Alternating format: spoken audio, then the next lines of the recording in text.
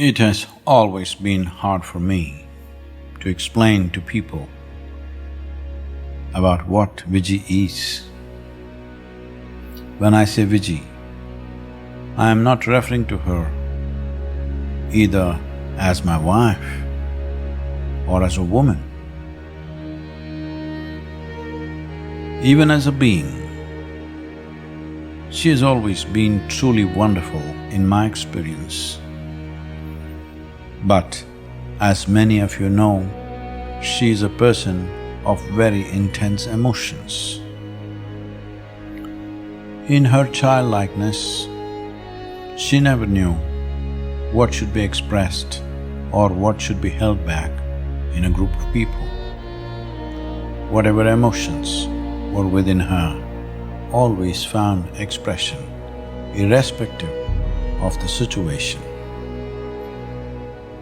Now this Mahasamadhi, the ultimate aim of all spiritual seekers, she has attained. She has attained with such effortlessness and has proved her worth. To throw this life out of this body without enduring the body, it takes something else. One has to generate tremendous amount of energy which requires intense sadhana. She knew the methods to achieve this and she was working towards this. But at this stage, we never imagined that without my assistance, she will be able to generate the necessary energy. Anyway, she would have trodden this path, but the swiftness with which she has achieved this is too much.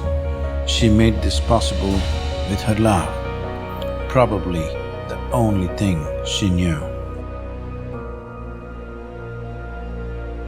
All her life, she was very proud that I am her husband. Today, I have to say that I am extremely proud that I happen to be her husband. And above all, this is all the intensity that you look for in every disciple around you. As a guru, this is of immense value too, because it is this level of intensity that you always look for. That's Vijji.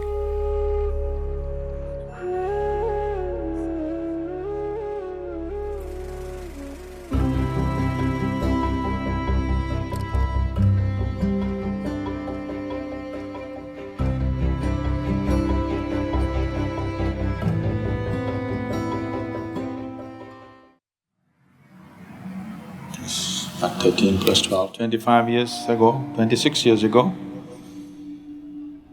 Vijji, my wife, she just came in front of me one day. I just looked at her and I wanted her for various reasons. I had things to do with her. So I just looked at her and I didn't say anything. Actually, it happened where it was some program happening, somebody else's program. I went there and they asked me for lunch and I went and sat down.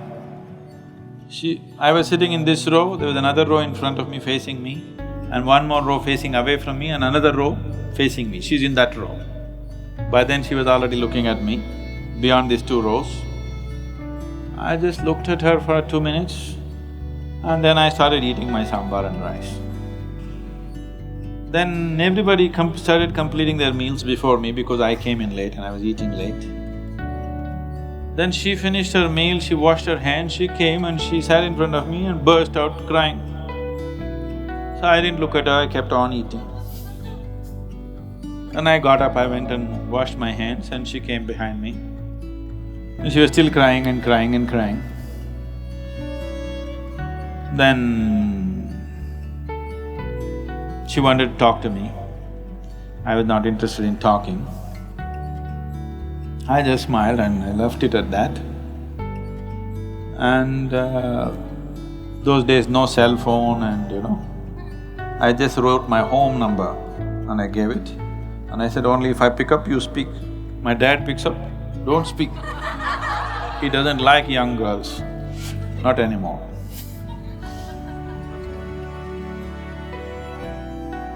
I came to know about Vijji when Sadhguru mentioned that he has met this person in Bangalore and she is a teacher in Isha Yoga and colleague or whatever.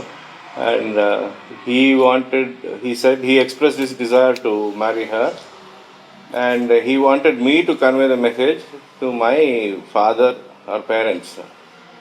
We were he was a little bit apprehensive about my father's response or whatever. So I told him that I will break this news to our mother, and then she will let him know about this. Then my mother was very happy, my son is going to get married. So she went and told my father.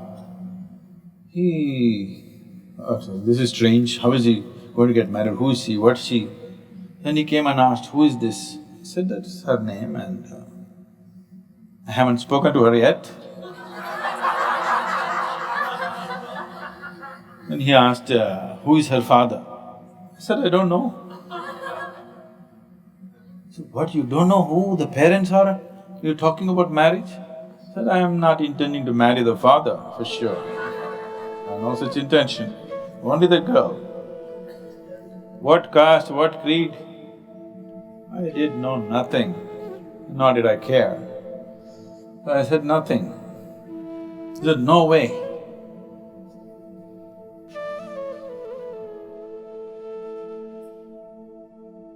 And one day I just called her and said, you come. She's in Bangalore, I said, come to Mysore. She said, what do you mean come? I said, just come.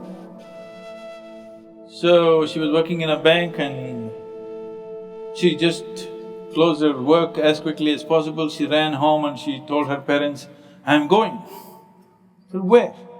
See, I want you to understand from the context of India. This is not United States where you can just say, I'm going and run away with a man. That is unheard of and unthinkable, okay? She said, where? Jaggi is calling me, I'm going. I said, who is this? I don't know who he is. I got his phone number.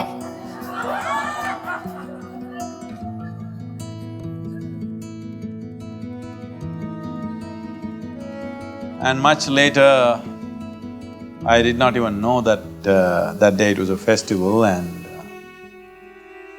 me and Vijji, we just rode up to Irpu, where there's a waterfall and a small Rameshwara temple. And when I went there in the evenings, I saw one of the quaintest arrangements that you can see, all green-fronted, small shops and little things. And that whole setting was so fantastic and no electricity. Everybody's got, these fire panjus to light up the place. All green-fronted shelters, you know what I'm saying? So this thing just was so enchanting. And then I asked, what is this all about? Then they said, it's Mahashivratri today. Oh, I did not even know because Mahashivratri was never celebrated in our homes for some reason. Then they asked, what is this festival about? They said, this is Shiva got married on this day. Then I told Vijji, okay, we're getting married today. He said, what? He said, yeah, I said, yes, we're getting married today right here.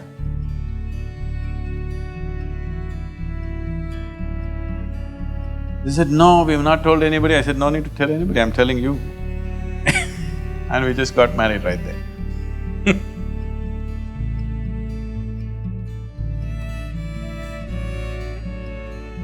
After a few days, I told him this has to be legally either registered or it has to be done again in some temple where there is some proof of the marriage. So again we went to Shiva temple or Nanjandeshwara temple in Nanjangud.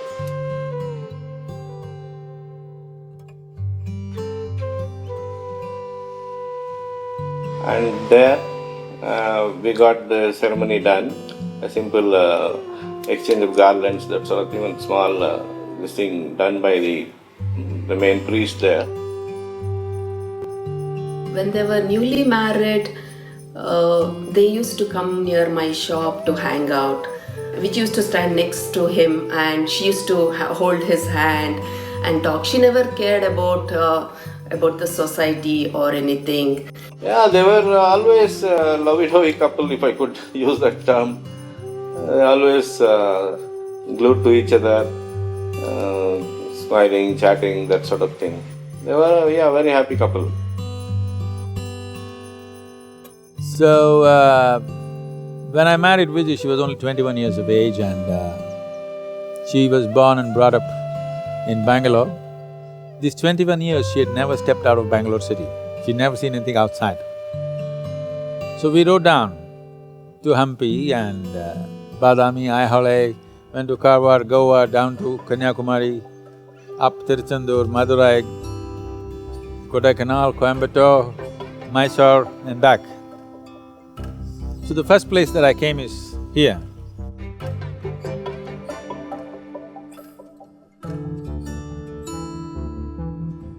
So by end of 1985, I was a member of JC's also that time. So one evening that JC's meeting was there. So that time Sadhguru was there. So that time we call him as Jaggi. He gave introduction about that yoga class, SSY. So that time Vijji had come there. And after that, he used to write a letter. So if he wants to come to Mangalore, see how about conducting a class? Can you arrange some participants? So we used to run around. At that time, this is more or less how they lived. I mean, Sadhguru would spend some time in his farm. Then he would spend half the month in his farm, another half the month he would teach a class either in Hyderabad or in Mangalore or Coimbatore or Tirupur or one of these towns. So every weekend Vijji would travel to the initiation from Mysore. They used to travel by a bike. One SD bike was there. In that they used to travel. That's like a nomads. They, with all the luggage, everything tied to the bike, they used to come. While coming, they used to come by jeans. Jeans and jeans overcoat was there and t-shirt. So once they, while conducting class, they used to wear that white kurta and dhoti. She used to wear a sari.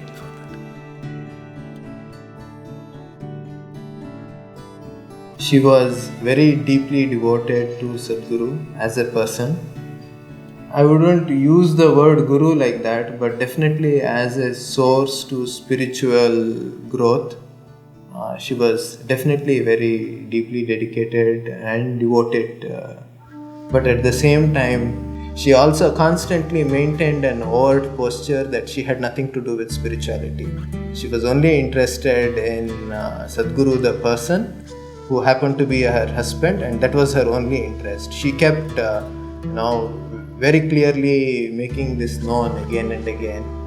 But again at the same time, I mean, one can't exist around Sadhguru or one can't be associated with him in any way unless in one way or the other one is deeply committed to one's own spiritual growth. So both existed at very high degrees. There's a place called Handi Honda. Handi Honda means pig's place. On the west coast, there's a place called Handi Honda. So Handi Honda beach was my favorite beach. And I couldn't believe it when much later, after I was married, when I took Vijji to the ocean, she was what, 22 or something, and she had never seen an ocean in her life. She lived in Bangalore all her life, she had never seen ocean. And we just went and camped on the beach. This west coast is so phosphorescent, the phosphorescence in some areas is so high. It was a full moon night, and as the night gets darker and the tides get bigger, it's like lit, it's like waves of phosphorus coming at you. she just looked at this and it just got her. Then we mostly sat through the whole night just looking at this thing, and after that she went mad about the ocean. She wanted to go to the ocean all the time. Where you want to go? She wanted to go to the ocean. She got addicted that night.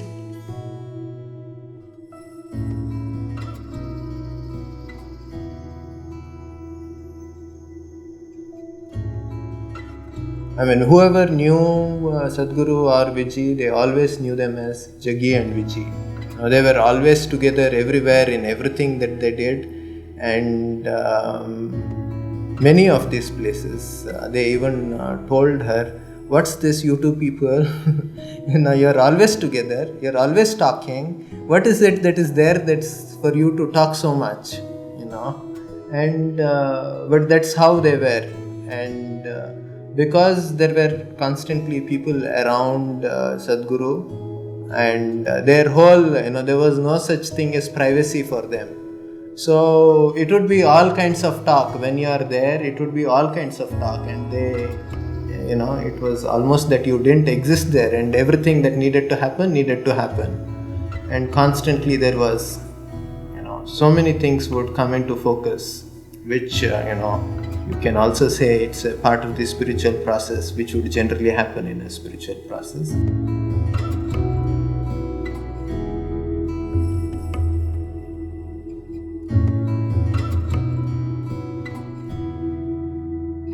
I was not keeping any track of time.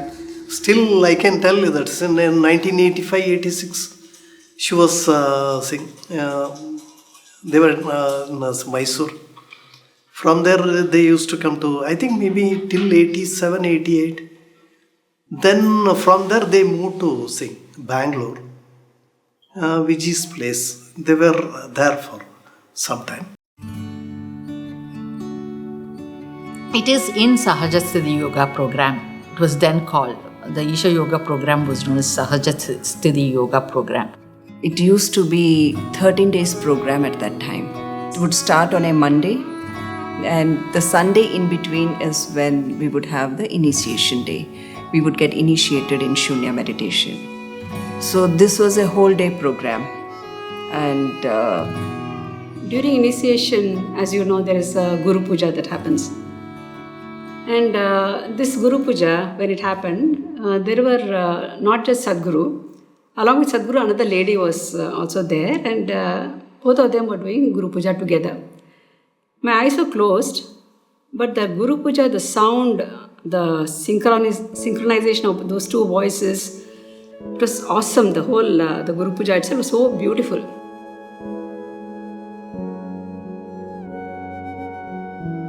Once the Guru Puja was over, everybody, opened their eyes, they stood up and all. But this lady who was doing Guru Puja along with Sadhguru, she started crying. She was crying so vehemently, like really from the depth of her being, she was crying. It was like that. She was crying and Sadhguru hugged her. This, what's Guru Puja?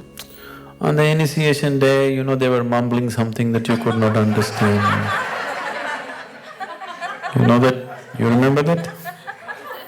Okay.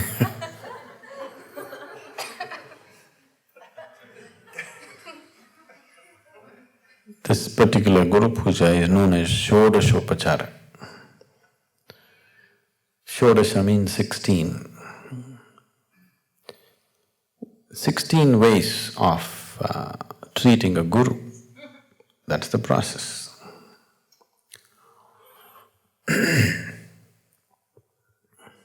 Why these 16 ways is got something to do with the 112 chakras in the body. So, this is 16 ways of treating a guru.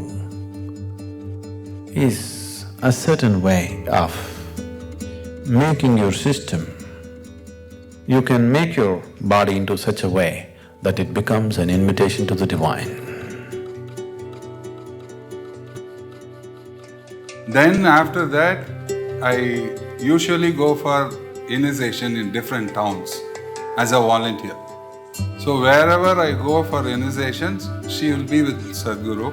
So during the initiation, we often meet and get to talk to her. So once we see Sadhguru and Vijjika, all hell breaks, like hell breaks. How you perceive it, I don't know. But for us, it is very joyous and happy moments. And the above all, we all sing together and do it. Those times we know only movie songs. Then Sadhguru introduced Om Namo Bhagavate Vasudevaya, because we are all over the place. We are like we don't know what we are doing, but Vijjika gave the tune to it. Om Namo Bhagavate Vasudevaya. Om Namo Bhagavate Vasudevaya. First time, when I was in Tamil Nadu about 11, 12 years ago, whatever time, I didn't know a word of Tamil. Then suddenly we started program in Tirupur. The first program I conducted in English, 50% they understood.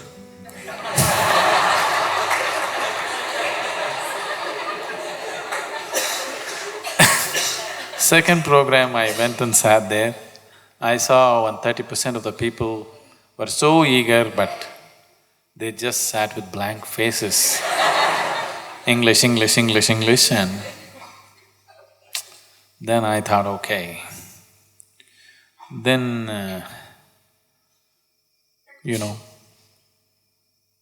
our Swaminathan was there. Then translation business started. I was volunteering the first class. I was sitting behind the class.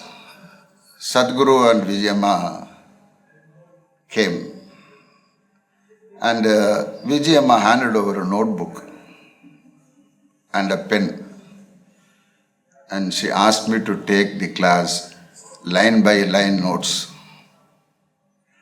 So I said, why you do it, she said. When that class was coming to an end or close, Sadhguru called me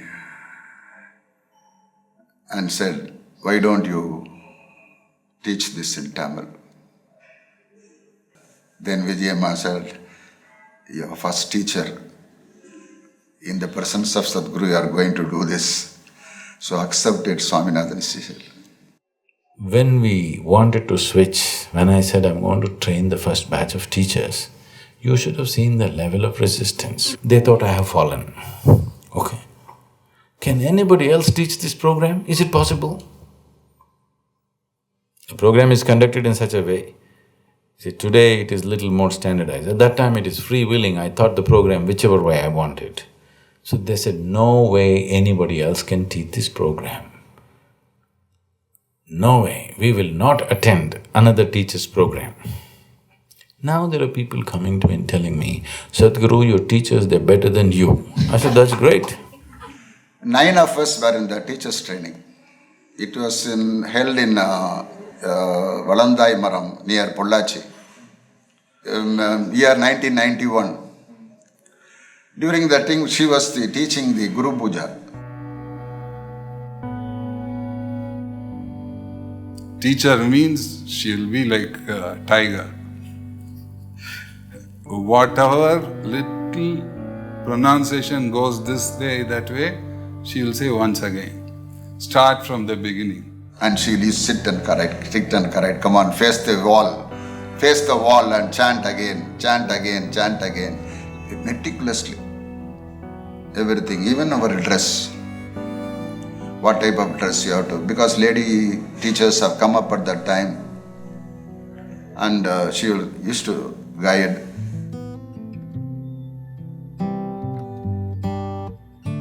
And her knowledge about program is so deep and immense. Whenever we were in the training program, she used to be there with us. The questions we asked, I am not saying Sadhguru don't understand that. Okay? He knows. But those days, when I am asking question, that question is real to me. I think he is not getting the question. That's how I see. His intention is different.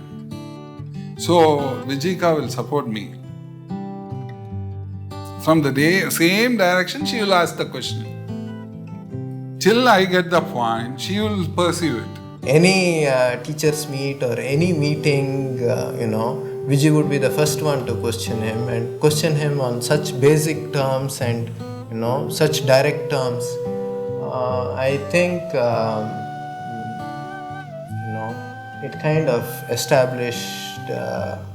defined and established a certain quality that's there in Isha now. I mean, people who are not gullible, naive and dumb, but at the same time people who are deeply dedicated. I mean, when it comes to questioning, the way our people question is something very, very incisive. At the same time, when it comes to following, the way our people follow instructions or the way our people receive things is also exceptional. I think Vijji personified both these ends. She had a much more better understanding of spirituality than any of us had. In one of the times, Sadhguru mentioned me that Vijji understands the classes much better than the other two teachers' name that he took. I said, how are you saying? They are day and night teaching and Vijji is not even here. She is not attending any classes. She is not teaching any classes. He's saying you don't understand now, but later you will understand. She understands the class. She has much more experience. She has much more potential. And another incident I could say is after a few years, Vijji I was sitting behind the class, Sadhguru was handling the initiation class. Vijji came running from behind and sat by the side of me and said, do you know the role of yourself in the previous birth with Sadhguru? She said, no, I am searching for it, I said. She said, I have found out. And she said, I was sister. Long back before his Samadhi. The same thing after the Samadhi, when Sadhguru read out. That was true. So she was very close to Sadhguru in such a way that her previous lives, everything she was able to know.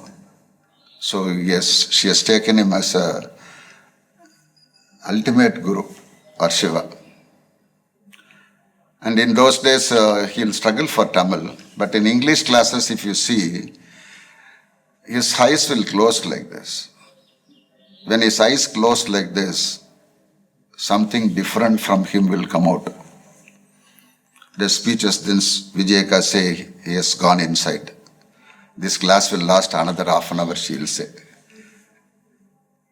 So that's how she was very close with Sadhguru also in each and every activities.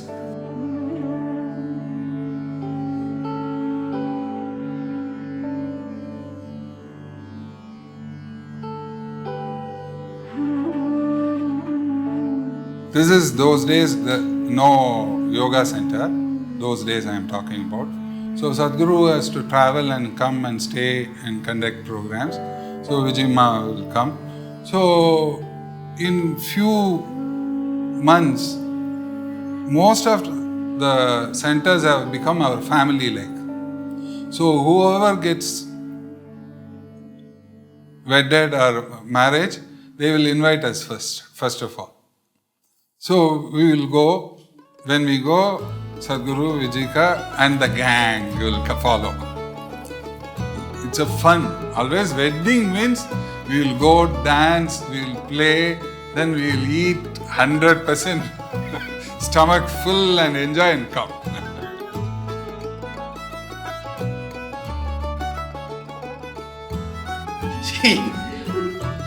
she used to tell, see, why can't you carry me? See, so Vijji was so, Jaggi was so thin and she was hefty and he used to tease her, so phantom.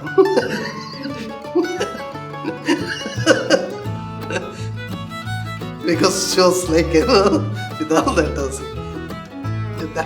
that time she gets angry. She was saying, I have got some other work also to do. If I carry, I don't know what is going to happen to me.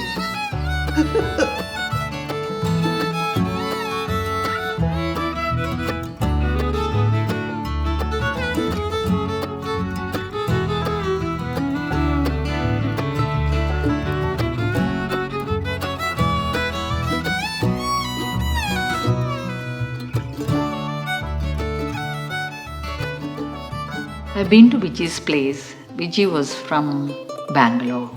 Her family is a large family and lot of women, sisters. Mother was a very strong lady.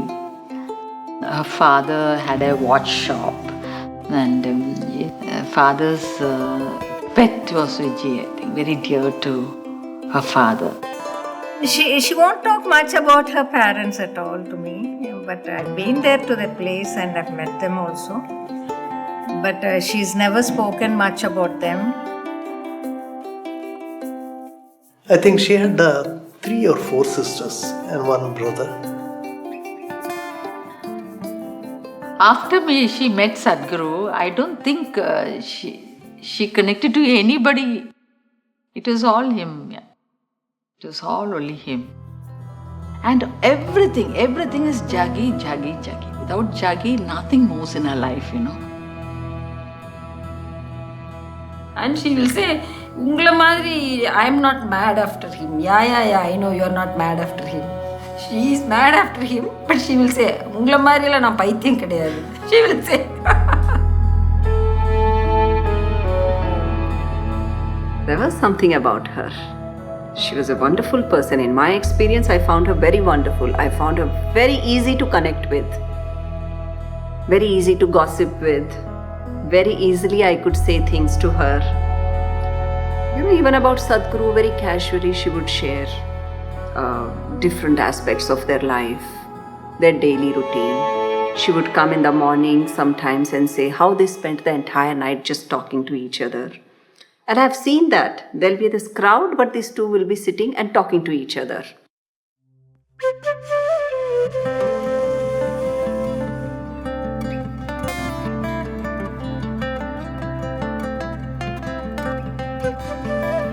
My mother was many things, but she didn't come from an adventurous family, or she didn't come from a background where they traveled all the time and they did new things, and that's just not the kind of family that she was from. And then meeting somebody like my father, who was the other extreme, always wanting to do something, and anything that was new that fascinated him, he had to experience it. And they were together the whole time that she was exposed to all these things. And I'm always amazed at how easily she took it on. Even if she was, in a waterfall and she was terrified in that moment, because of how devoted she was and how much Jaggi meant to her, she was always okay. If he said, no, it's okay, you just come, just follow me, and was deep in the water or something like that, she would just follow him.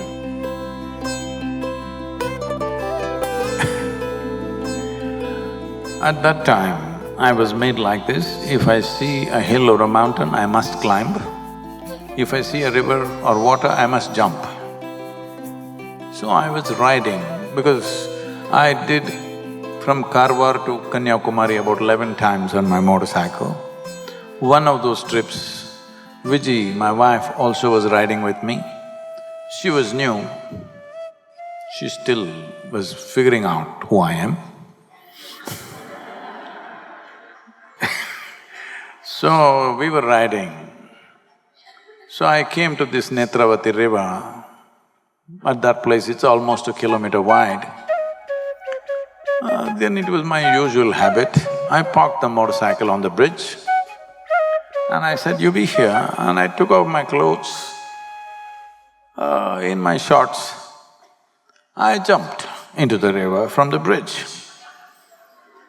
And obviously I went away with the river because the current was strong and it took me 25 minutes to get to the banks and come back, climb up and walk back on the bridge.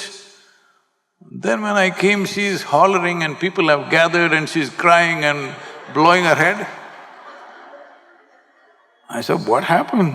She said, "You drowned." I said, "You idiot, if I jump on this side of the river, of the bridge, inevitably I'll come on the other side. You just have to come to the other side and watch me swimming. Instead you're looking here."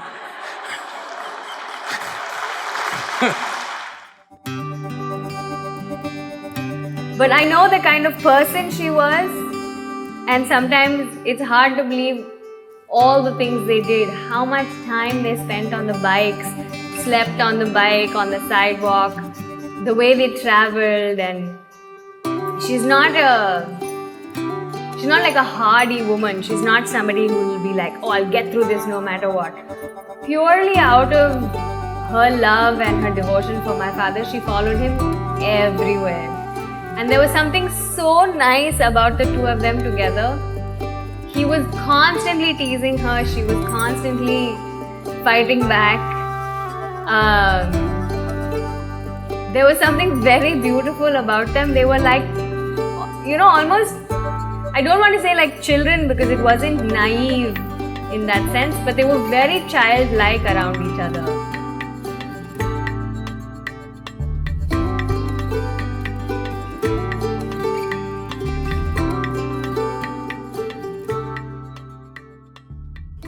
Vijji wanted to learn dance when she was young.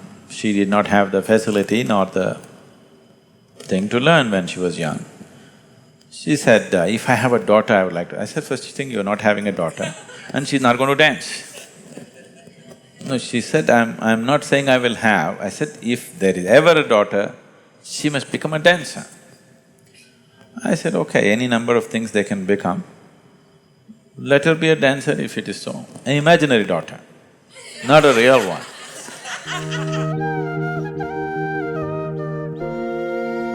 Those days, it was 13 days program. She always used to sit at the back of the class only. And she was 7 months pregnant. She used to be very touched when she said, when she was carrying Radhe, when she vomited, Sadhguru came and just took it in his hand. And all these are small things, but it made her life so full, and she felt Sadhguru's everything for her. The celebration moments was not Vijji's and Sadhguru's alone, it was the whole meditators who were around as a child is born into a family of ours.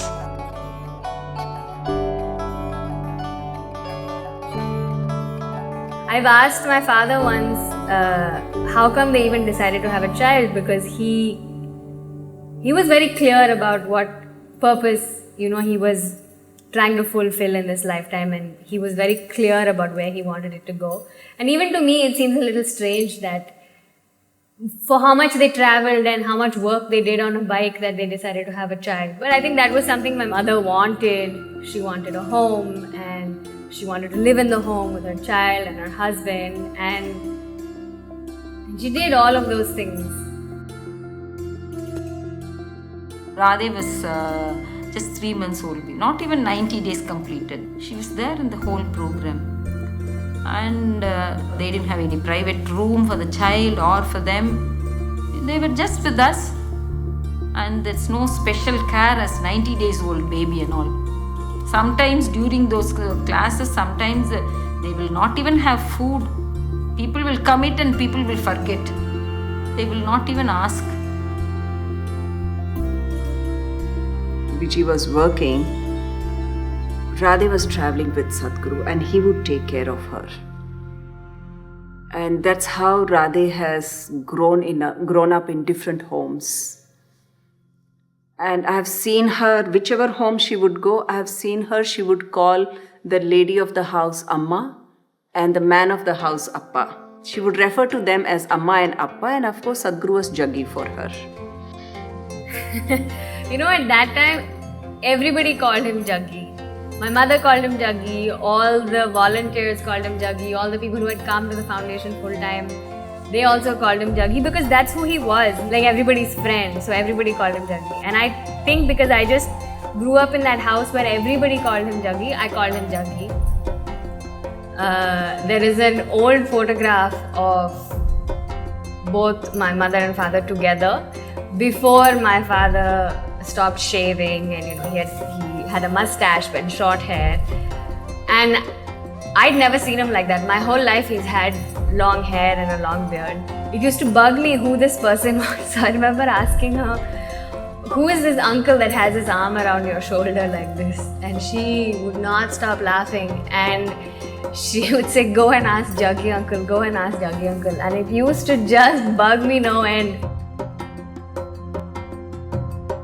But I've seen her to be a very attentive mother. Yet, Sadhguru meant to her what nobody else did in her life. Not her mother, not her father, not her daughter.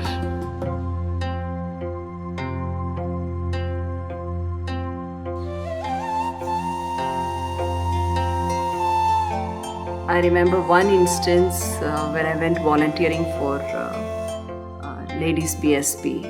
So this is this place called Alagumalai. So once the ladies BSP got over, the next day was the men's BSP. So I asked Sadhguru, would you be traveling to some place and come back again here tomorrow? He said, no, this BSP starts tomorrow and I will stay here. So I said, okay. And while we were talking, one meditator, he came and he mentioned that Vijji had called to find out if Sadhguru would be coming to the city. City is Tirupur city. If he would be coming to the city in between the two BSP.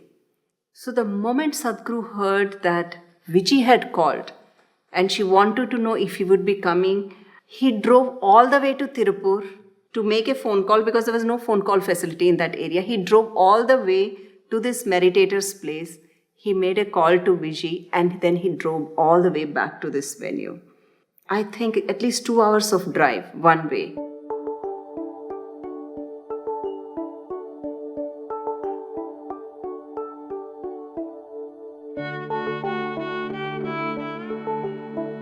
If she becomes angry, that is also will be 100%. Nobody can go near her. My wife Vijji used to say, this moment he is the most wonderful husband, most loving, most fantastic man that you can be with. Next moment he is like an absolute stranger. You don't know who the hell he is. And it's not easy to live like that.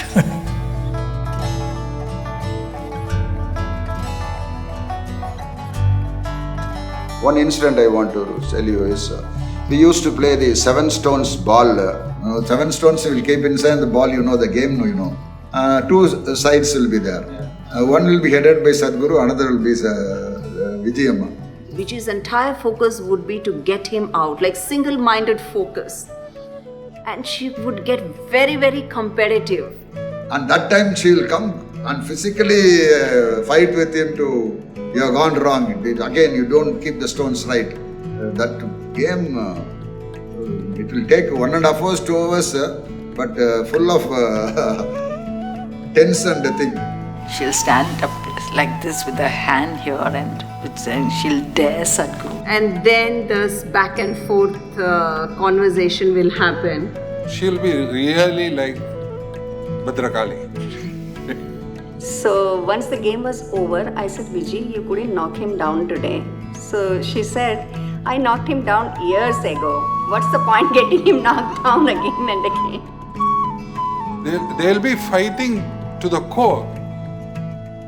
Immediately, once it is over, everything will disappear. As if nothing has happened, they will walk away.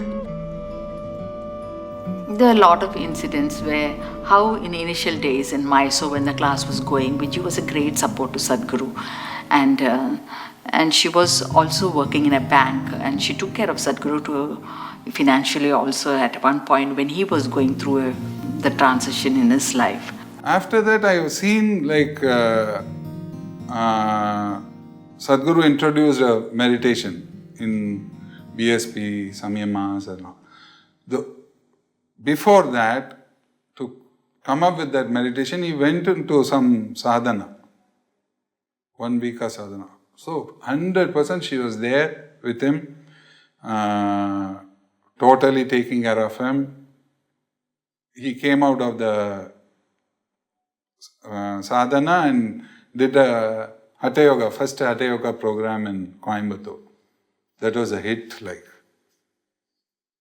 that was a tremendous experience. So she has shared he is like a child, I have to take care, always.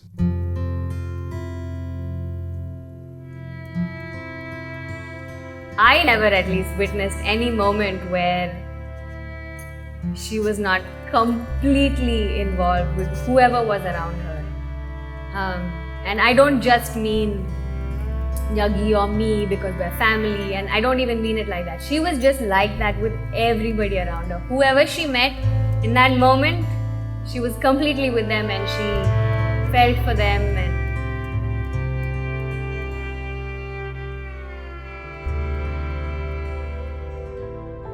Oh my, that during a class, SSY class we had, that's when Sadhguru said,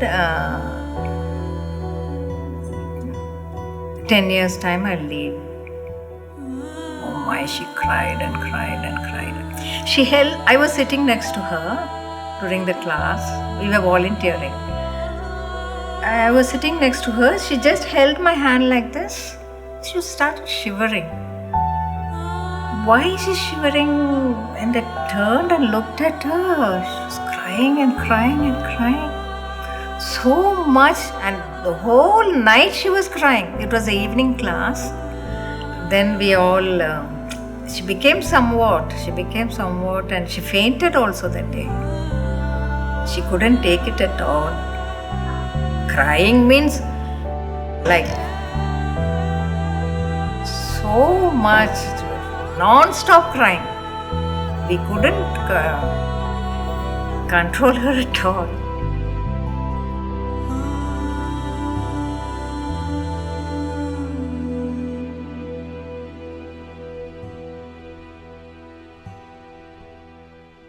Within me there was this turmoil going on. Something in me was saying that I should go full-time with Sadhguru.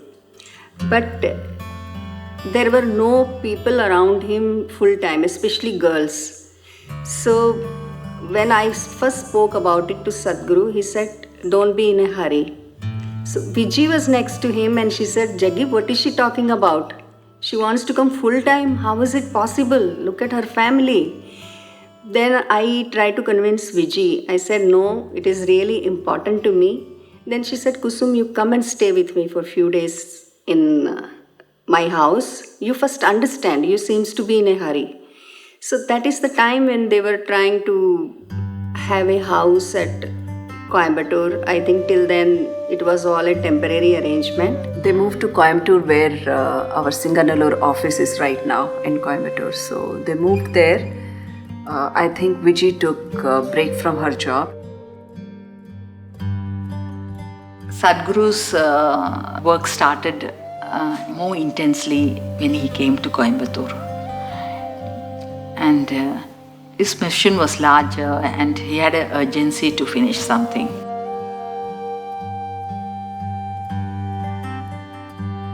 These are very initial tender moments of Isha Yoga Center where Vijji as a person was more confined to Sadhguru as a husband. From what Vijji shared with me, initially she was not happy with Sadhguru's decision to set up an ashram because she felt that between them they didn't need anybody else. She said, our life is very good with each other. And I think Sadhguru also took some time to explain things to her. And I was on the other side because we wanted an ashram where we can come and stay and live and grow.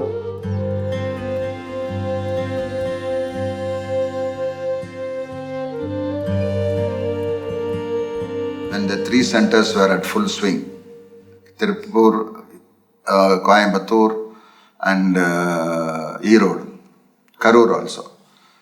We requested him to start our own place and other things. No, he said no.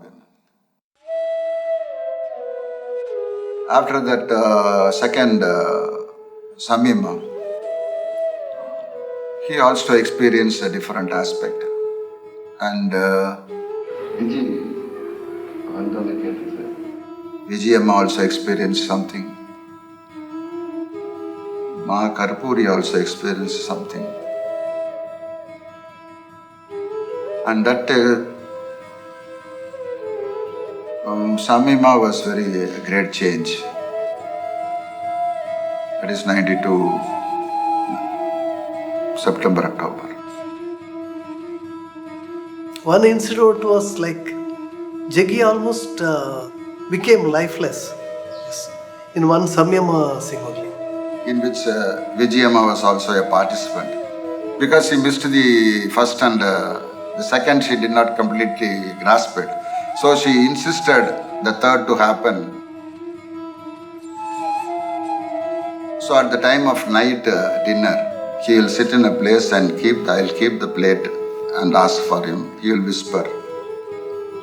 Thursday, similarly, I went and kept the kanji plate near before him and asked for him. And what happened is he fell at my lap. And he was in Samadhi. Everybody was agitated. Somebody was looking, shall we call a doctor and all those things going on. Vijji was there.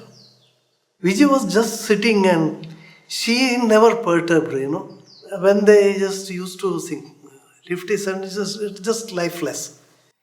Time passed. It crossed 40 minutes. Vijji Maa has seen him going to Samadhi between 30 to 40 minutes. So she was also a bit worried. She started chanting Om Namo Bhagavate Vasudevaya. And about 42, 43rd minute, with a lot of tears from his eyes and breathing, he came out of Samadhi. Immediately looking at Vijji Maa and asked me, why did they break the silence? Asked them to shut the mouth. Then I asked him, shall I cancel the next session of Samima? No.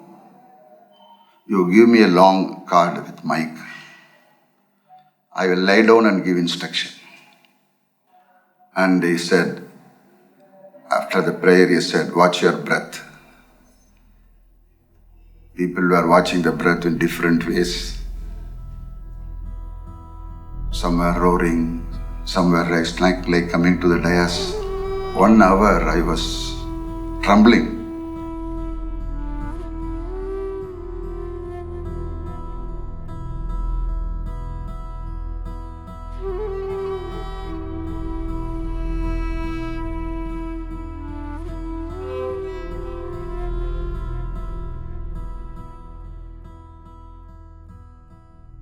When we were consecrating Dhyana Linga, initially I wanted 14 people. In pursuit of those 14 people, this Samyama was crafted the way it is today. In pursuit of those 14 people, I was looking for them. And we simply sat here. There would be… if there are 500 people, there would be at least 100, 120 people who are crawling around like snakes, eyes closed, not using their limbs, but they will find their way through. without opening their eyes, without touching anybody, they will just come. The end of 1 hour session, there will be at least 60, 70, one on top of the other, all piled up like this, in front of the dais, telling me, it's me, it's me. I said, no, not you, not you, not you.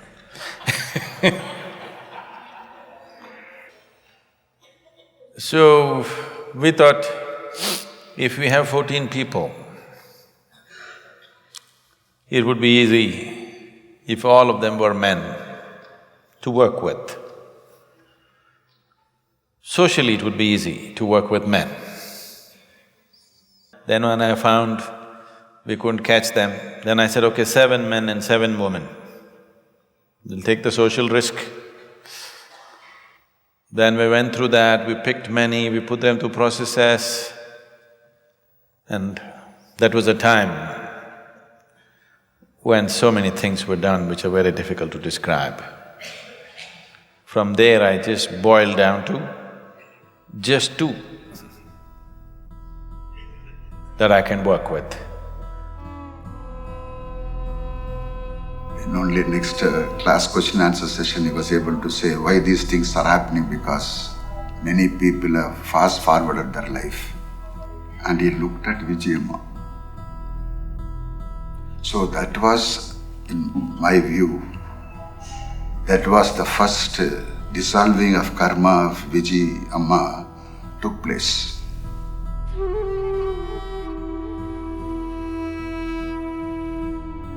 And immediately asked me to come and said, we'll visit auditor.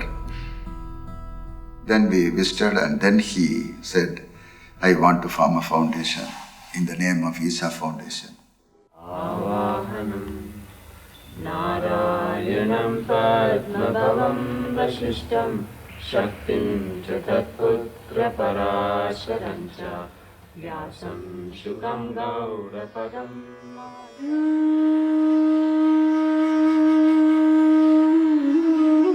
Also, Sadhguru at that time had a farmhouse in Mysore, which he wanted to sell, and he wanted to fund the purchase of the land for this ashram. So she had this insecurity that any housewife, any mother would have, that, okay, we can live our life whichever way we want to live. But for our daughter, it's us, we have to provide for her. So this is the only property that is left with us, and if we give this away, what will happen to Radhe? She relented only for the reason because Sadhguru wanted it. Her thing was like this. People would ask her, how can you allow him to do this? He's doing this, and this will means your family will be gone, everything will be gone. She would just look like that and say, if he's doing it, it must be right. This is her logic. That's all her logic was, and it worked out wonderfully well for her, okay? Everybody thought she's a fool, but she turned out to be the smartest one. Her logic is just this, if he's doing it, it must be right. This comes after many experiences which blow away your logic.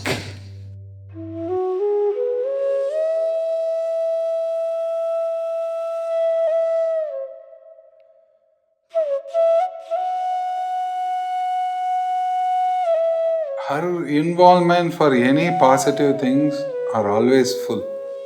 To build the ashram, she was the one who gave the bangle first.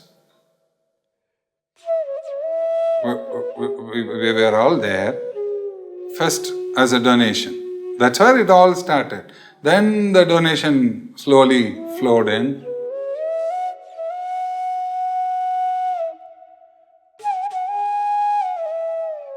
We bought the first piece of land, which was 14 acres of land we bought. And we did Bhumi Puja on this land, which happened on 23rd of November, 1993. I remember that day because it happened to be my birthday. So, so we came here and we did Bhumi Puja, where Vijji did the Guru Puja for the land.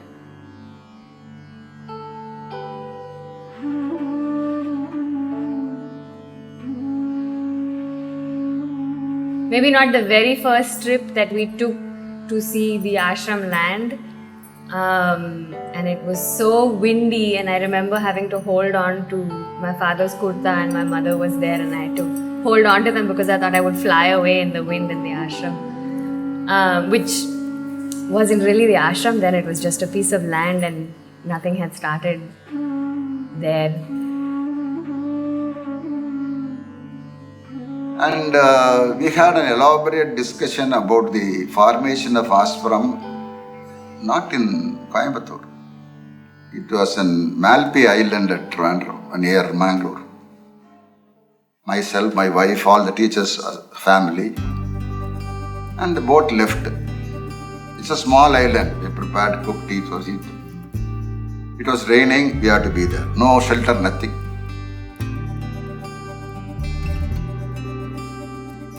And in that beach only, how the ashram should be. And Vijji was very fighting for each and everything. This should be like this should be like this. She had her own perspective about things, a different perspective. And I was marveled at times how deep her understanding of certain aspect was.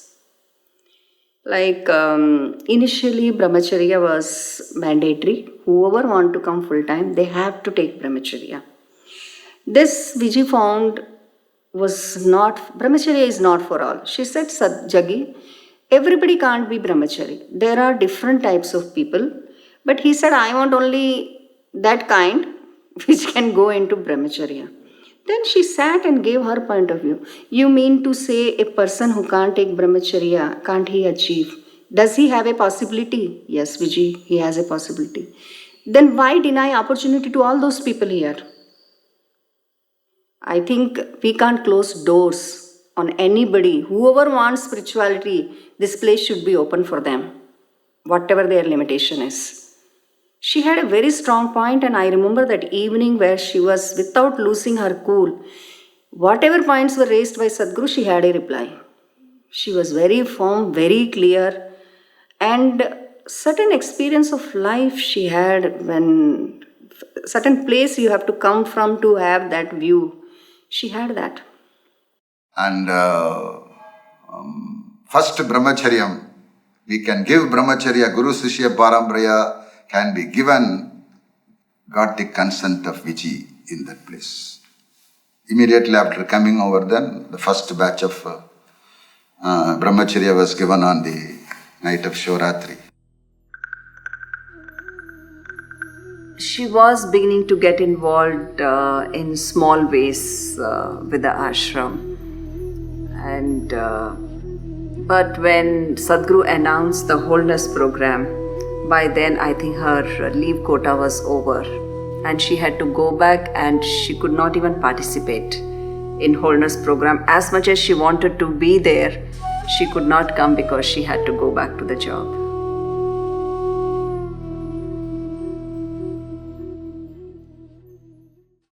Whatever these higher levels of consciousness we're talking about, traditionally, this has been classified as the Samadhi. There are 8 different types of Samadhis. We will not look at all the other things. They are all different levels of joyousness, different levels of peace, different levels of attainment. Some will lead you to siddhis, that is, what you call as supernatural powers or whatever. Some will lead to you to certain visions. These are all Samadhis. The last level of Samadhi is known as the Nirvikalpa. Nirvikalpa means where the mind has lost all its formations or all its modifications. It is lost. It has become still.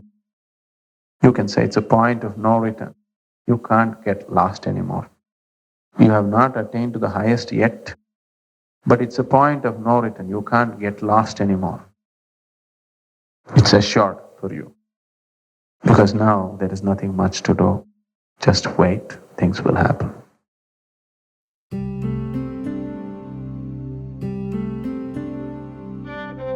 During the Wholeness program, we celebrated Sadhguru's birthday. So she traveled overnight and she came to be with Sadhguru on that day. And she even brought Shivalinga made in gold as a gift for Sadhguru, because by then Sadhguru had started talking about his mission of creating Dhyanalinga, which for me was very touching, because it in a way reflected her consent and her involvement in making this happen for Sadhguru. So she gave that, she came on that day and she saw us all doing different kind of sadhana which she did not know.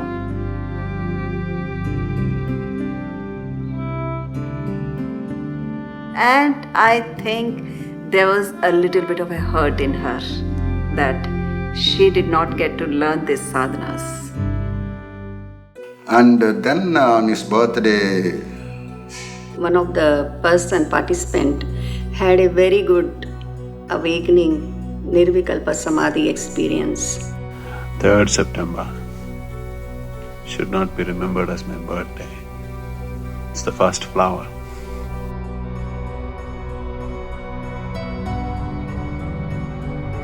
Probably first Nirvikalpa in genes.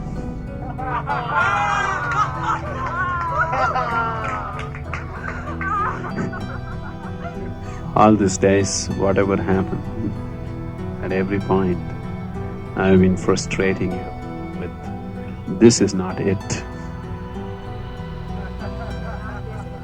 This is it.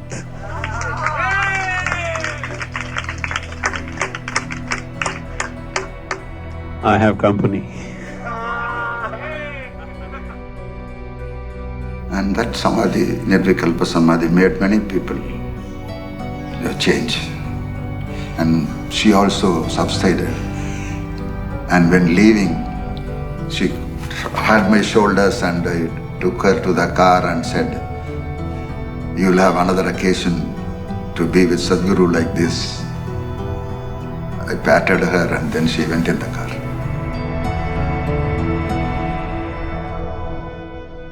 And next day she called me, "Let's go for a walk in the forest." So we both went for the forest and I saw she was still very quiet. I said, "What happened, Vijji? Why you are so quiet? You must be happy. See what happened yesterday. None of us could believe any such thing could happen. See, one of us achieved such a high state spiritually." She's saying, "Yes, he's one of the gems in the crown of Jaggi. And he has started collecting now gems. Slowly his crown will be full. And I don't know how I'm going to look at it." Shivan used to describe, "See, this Nirvikalpa Samadhi is a gem, emerald here. This is on Manikyam here." But I really feel, little did she know that she will become the Kohinoor of his crown.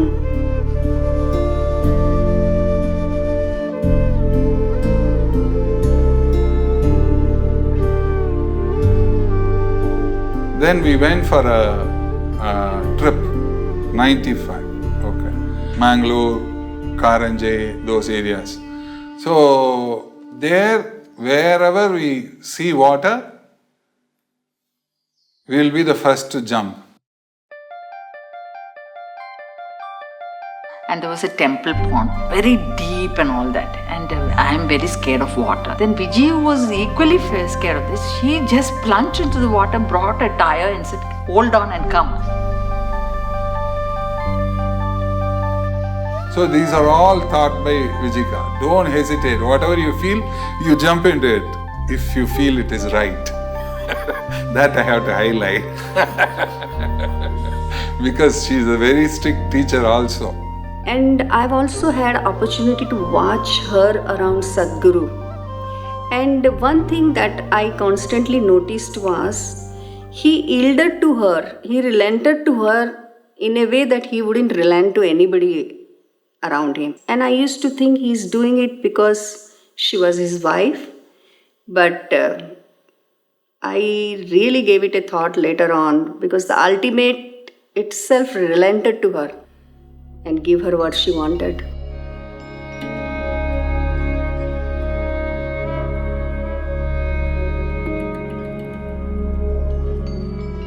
See, one thing is that when you look at Sadhguru, when you look at his brilliance and everything that he is, there was an expectation in people's mind about Vijji also. They never saw her for what she was and what balance she brought to Sadhguru's life, for the way that she was. And I think that got expressed in so many different ways.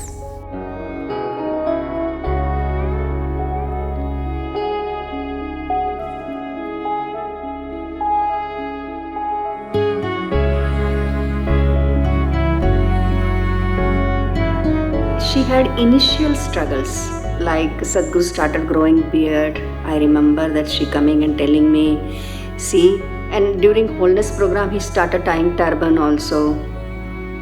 And then she was saying, see Kusum, I married a different man. Right now, the one guy, I don't know who that guy is who's sitting on the dais out there. I only know one guy romanced me with roses, taking out, candlelight dinners. And who is this guy? I don't know. She used to say things like that.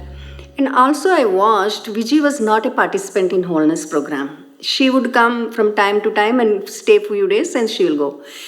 And when she comes, they both were like two little kids. He will immediately go hug her. Hi Vijji, how are you? She will also, Jaggi, I missed you so much. That whole talk will go on between them. Then we are all like, okay, let's leave now.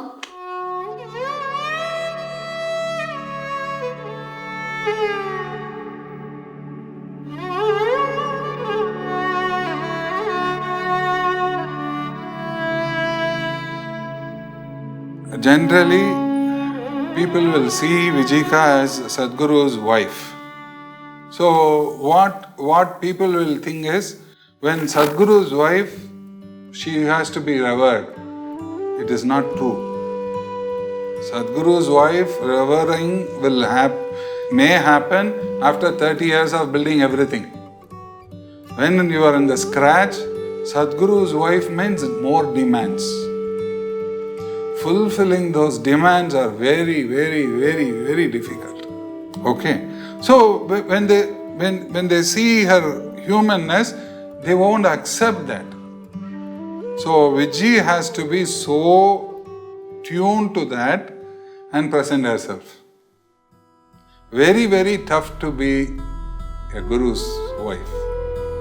If you are not aware, you will have to go through torture.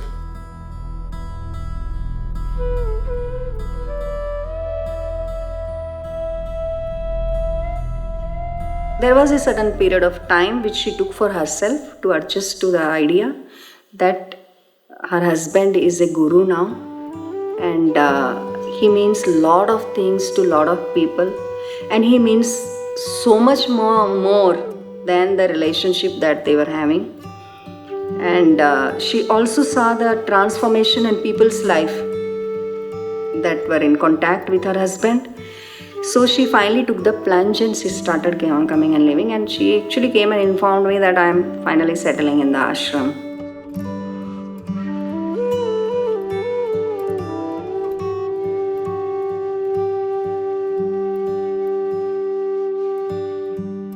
She would come in the morning for her sadhana. Sadhguru would also come.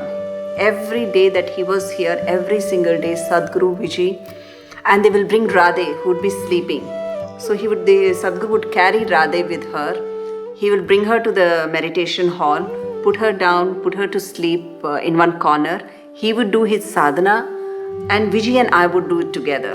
Everything, whether it's Surya Namaskar, asanas, kriyas, we will do it together.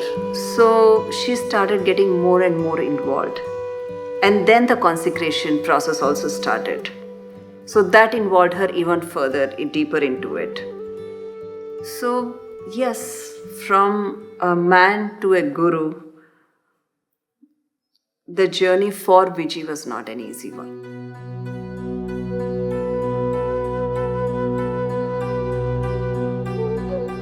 This is more of Guru Shishya. Guru Shishya is tough always. more demanding, no? You have to lose yourself.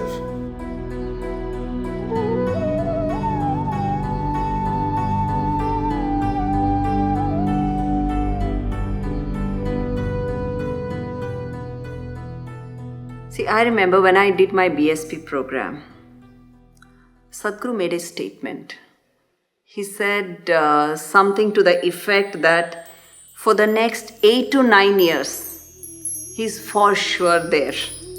He said if we leave any early, then he will have to come back again. So in Wholeness program, he spoke about it. He spoke about the purpose of coming back again. He spoke about his previous lifetime, Sadhguru Sri Brahma. He spoke about Dhyanalinga. Well, Dhyanalinga, these two people who were involved were chosen. None of us knew what was the criteria. Much later we came to know that it was a previous life planning, and those people were in that spot because that was planned for them. He got what we see Dhyanalinga now, he got that form done in wood. So a thin wood, something like this, along like a stick, and it had this copper wires. So we used to very jokingly call it magic wand, and he used to experiment on us using that. I think it was for days on the sadhana. How we know about it is Sadhguru will call, and that time there was only one phone. So he will just call and say, don't disturb us for 3 hours. Or he will say, for next Friday, I'm not available now. Please don't disturb us. So it's like we initially didn't understand 3 hours itself. Then we did not understand how could anybody be doing sadhana for so many days.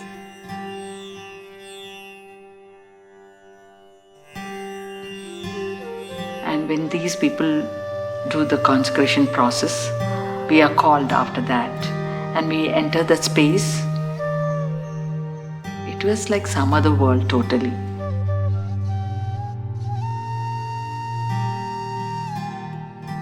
For consecrating the Dhyanalinga, one thing that was necessary was the people involved in it, I wanted them in certain states of Samadhi. Another way of describing a Samadhi is your contact with the body becomes minimal in Samadhi states. It can be brought down to one-pointed contact. Then we say it's a Nirvikalpa Samadhi, where your point is just one… your contact with the body is just one-pointed, like this thread. You just hold it at one point, you hold your body at a distance and live for some time. If you break that, then it's Mahasamadhi. It's nice to hold it with a single thread and live, because you're almost free from it. There are few things you still have to eat a little bit, you have to go to the toilet, but in every other way you're free from the bodily process. It's a good way to live. So, normally when people are like this, we keep them in certain levels of inactivity and safety. But for Dhyanalinga process, we wanted people in those states, but still I was teaching them how to be active because I wanted them active. So this gave her a certain… a tremendous opportunity for her where she could get herself into a certain capability and a possibility. Dhyanalingam, the consecration part, only he knows. Okay. The rest is all physical. Like, he is very specific about the Dhyanalinga, the lingam part, with the granite density, everything, he is very specific.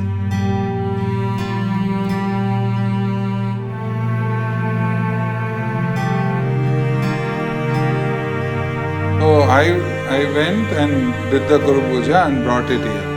Then it's a big celebration, like while coming, people were greeting us with drums, all that. Then Abode. Abode is a huge process.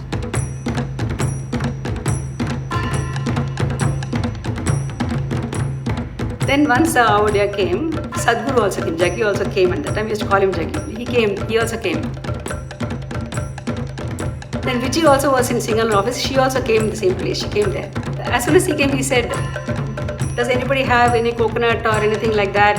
Immediately Vijji, she perked up, she said, Lita, you have this, no? Can I take it? Then she went up and she broke it and did the arati and everything,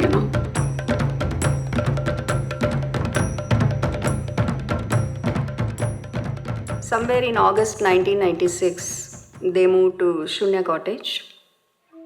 And Vijji was like, all of you come, I just want to show you my house. So Sadhguru just planned one small get-together and called all of us there. And the atmosphere, we were all just laughing, talking, enjoying. And when 3-4 of us were standing, Vijji just said that house means nothing to Jaggi. He's just only done this for me. And she was very emotional about it. And one of the brahmacharis approached Sadhguru and said, Sadhguru, Vijika is asking you to sit on a chair. She's going to do Pada Puja for you. And Sadhguru was also in a very relaxed mood and saying, Vijji, what is it? Pada Puja and all to me. And the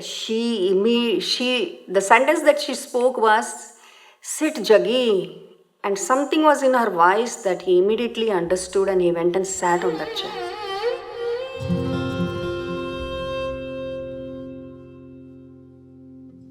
She first washed his feet, then wiped his feet gently with her pallu, sari pallu. Then she applied vibhuti. Then that vibhuti she kept on her forehead from his feet. Then she applied kumkum. That kumkum she took and applied in her, hair parting here. And she gave flower on his feet. That flower she kept in her head, the plaid. And she prostrated herself in front of him. I mean,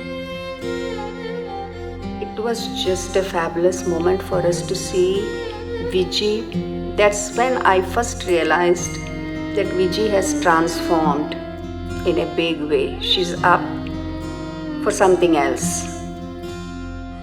She was worshipping him as a god and seeing him as a god at that time. It was a lesson for us also.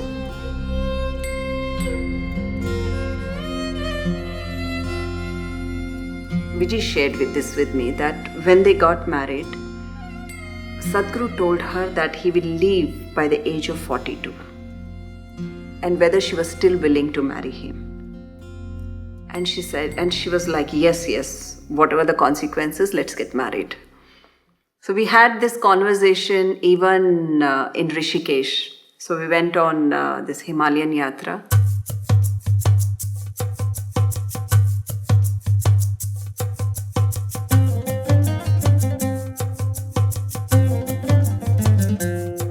You can see her Himalayan photos all turned black, like sunburned. She'll be like that.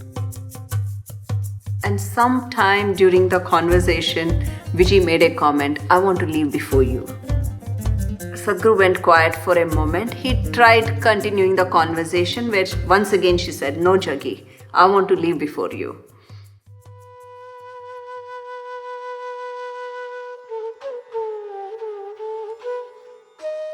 So he said okay Vijji, we'll see about it. No Jaggi, you promised me. I want to leave before you.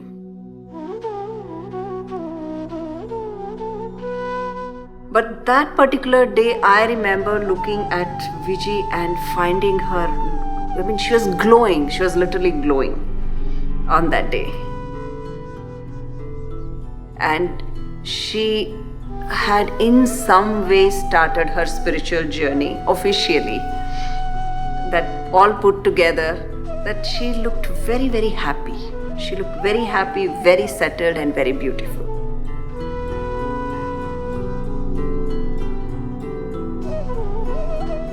And that evening, in the satsang, all the people who are in the Himalayan truck collected funds and it was about 1 lakh. For Dhyanlinga, I handed over. So he said, good.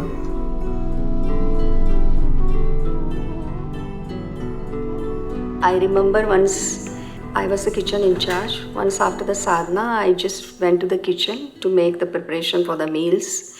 And Vijji was already there. And she had a big smile on her face.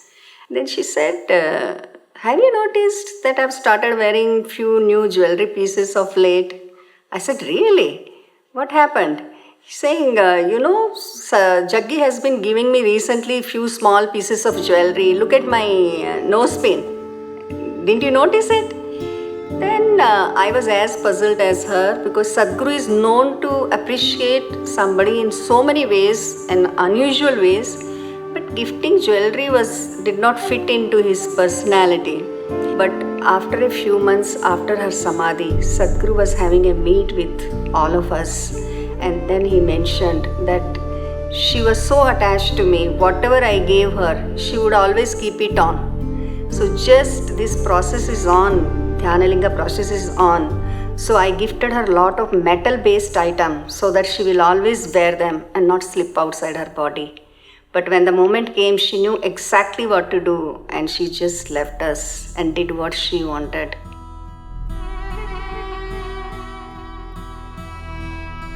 And Sadhguru mentioned that if there is a metal, any piece of metal, any part of the body, the person cannot leave the body. So he had been playing this Guru part all this while, gifting her item, whereas she thought her husband is gifting her, finally getting attached to her. She even mentioned that, finally Jaggi is getting attached to me. But he was only doing what was needed.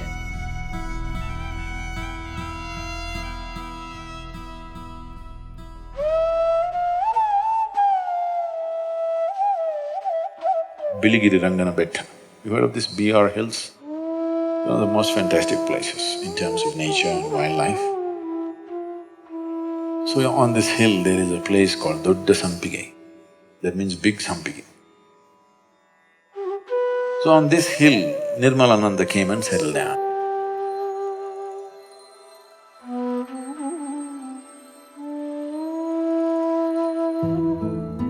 He was in silence for 17 years.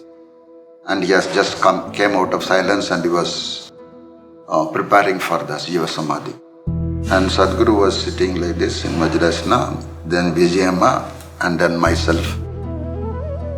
And he was giving plant and to everybody and giving his Ashirvadam. Vijji was in tears, and Vijji listened intensely, very intensely.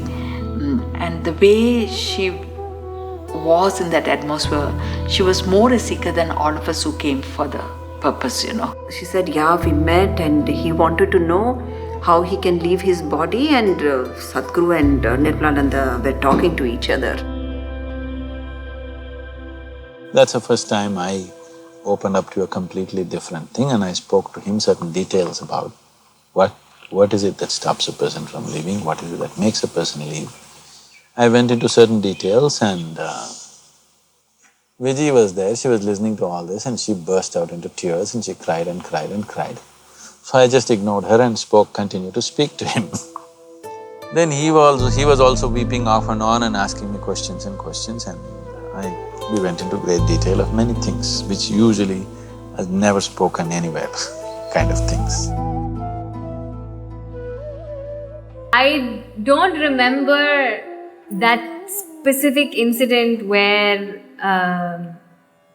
Sadhguru was talking to him about leaving and my mother being there, but I remember him being very much a part of our lives, even though it's not that he was around all the time. We only went to visit him, every so often, but there's a certain familiarity that I feel when I think about him. Almost like a family member, almost. We were driving down and Vijji was shedding tears. I said, what's the problem? She said, I would also like to live like that. I said, okay, when are you going to go? She said, anytime. We were at that time working on Dhyanalinga. She said, as soon as the Dhyanalinga is over, I would like to leave. I was just making jokes about her. Then she started asking, what about this, what about this? I said, leave all that, that's not for you, that was for him that I spoke, not for you. He said, no, I'm serious about this. In front of the girl, she was 7 years of age. I said, just now, only 3-4 months we had moved into the house. They just now, relax, we'll see later when you want to go.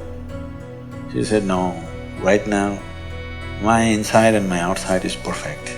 I want to leave now. I know before that she went through a very bad phase within herself. So she said, I know I'm capable of messing it up anytime. Right now everything is good for me, I want to leave now. As a guru, I cannot disagree with that. When everything is good, one should leave, not when everything is bad. So I said, okay, you do some simple sadhana, we'll see. All I gave her was just one word. So I said, you say Shambhu, let me see. She just went on, Shambhu, Shambhu, Shambhu. Then I saw it's picking up too much intensity beyond what I expected. Then I tried to distract her, I made her travel a little bit and took her to a cinema and do this and do that, But she sit down, stand up, every breath she became Shambhu, Shambhu, Shambhu. Okay, then the next December came, 96 December. So it was 25th of December when we all went and met Nirmalananda. Because I knew he will leave shortly and we went there. I think I went a day early. We 3-4 of us went a day early, others came in a bus the next day. And he sang 2 lines for us. It was a very sweet meeting. And that was also the day that Sadhguru was leaving, starting the Karma Yatra.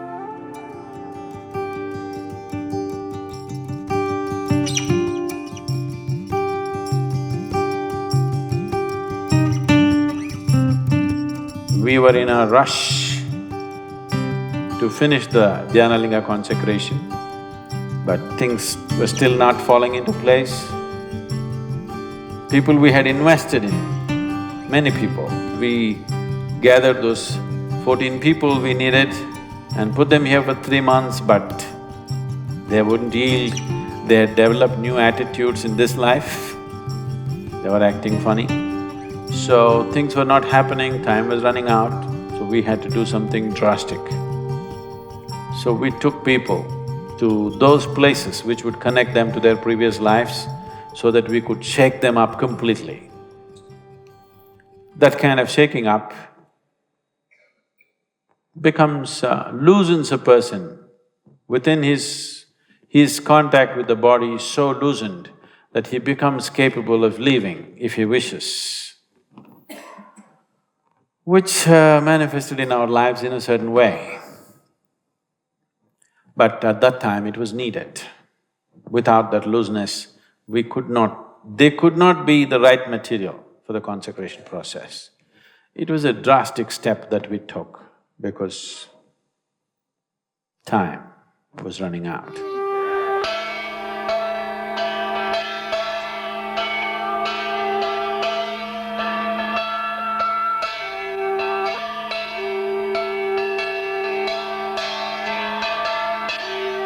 Karma Yatra was a very essential part of the consecration because they also have to unwind certain past residues, which was a hindrance to that process, what they have to give in. We went to Sambalpur, I think is where that tree is that he went back to visit. And I remember being so scared of the tree for some reason.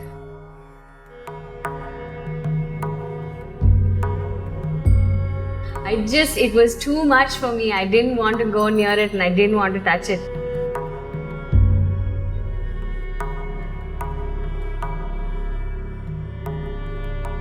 So obviously my experience of any of these things is very different from, I think, people who were there for that purpose. Jagi, Jagi, Shiva, Shiva, Shiva, Shiva, Baba. But my mother was there and she was so impacted by that whole situation, and the people there, everybody around me was so impacted by the situation. Om Namo Bhagavate Vasudevaya. Om Namo Bhagavate Vasudevaya. Om Namo Bhagavate Vasudevaya. Some sometimes he used to make me hold a Rudraksh in my hand and make me close my eyes and tell him what I felt. And I remember feeling wildly different things based on the Rudraksh that he put.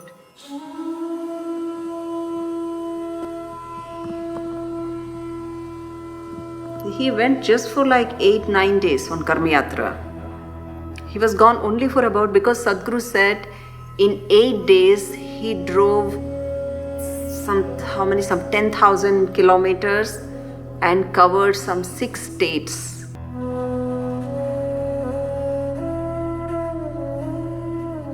A few things Vijji shared was that it was very intense. And she said unbelievable things happened. She said I could sit for hours and meditate. But after Karma Yatra, in some way, I found that a sense of settlement in her. I don't know, in Hindi they say ek ठहराव she had in her life, and the changes in her behavior. We knew this process is something very important and it is transforming in nature.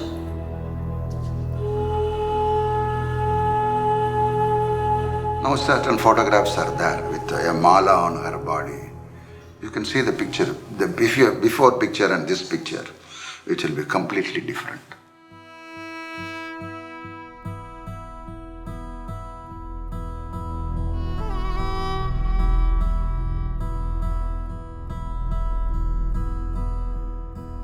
Yeah, I certainly experienced tremendous energy, and I can say I've taken 1 or 2 steps towards my growth, and certainly it does help me to be a little more mature person. And I consider myself very lucky to be with these 2 people, and both of them have poured their lives into me. I only hope that I carry and be of some useful to everyone.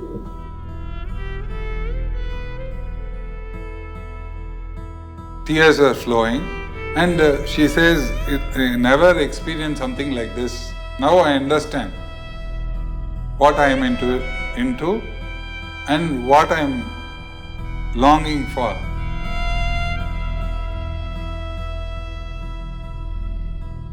After Karma Yatra, and when she was going through certain sadhana, she wanted to feed the brahmacharis. Evening, every Paurnami, we go. You must see, with so much of love, she'll make the thing. And she served it to us with her own hands. Like they will hold the food in one bowl, take the food and serve it directly into our hands. And that's how we ate. She served us one hand of sambar sadam, and Sadhguru served us in our hands the rice, bisibelabat that she made. That's when I really felt something is totally unique, and I had the feeling of a goddess actually that time. That's what I was trying to tell you earlier also. And the radiance that I'm describing, it was not of this world. I myself felt, how could a person be so radiant? And she was sitting live in front of me, really glowing.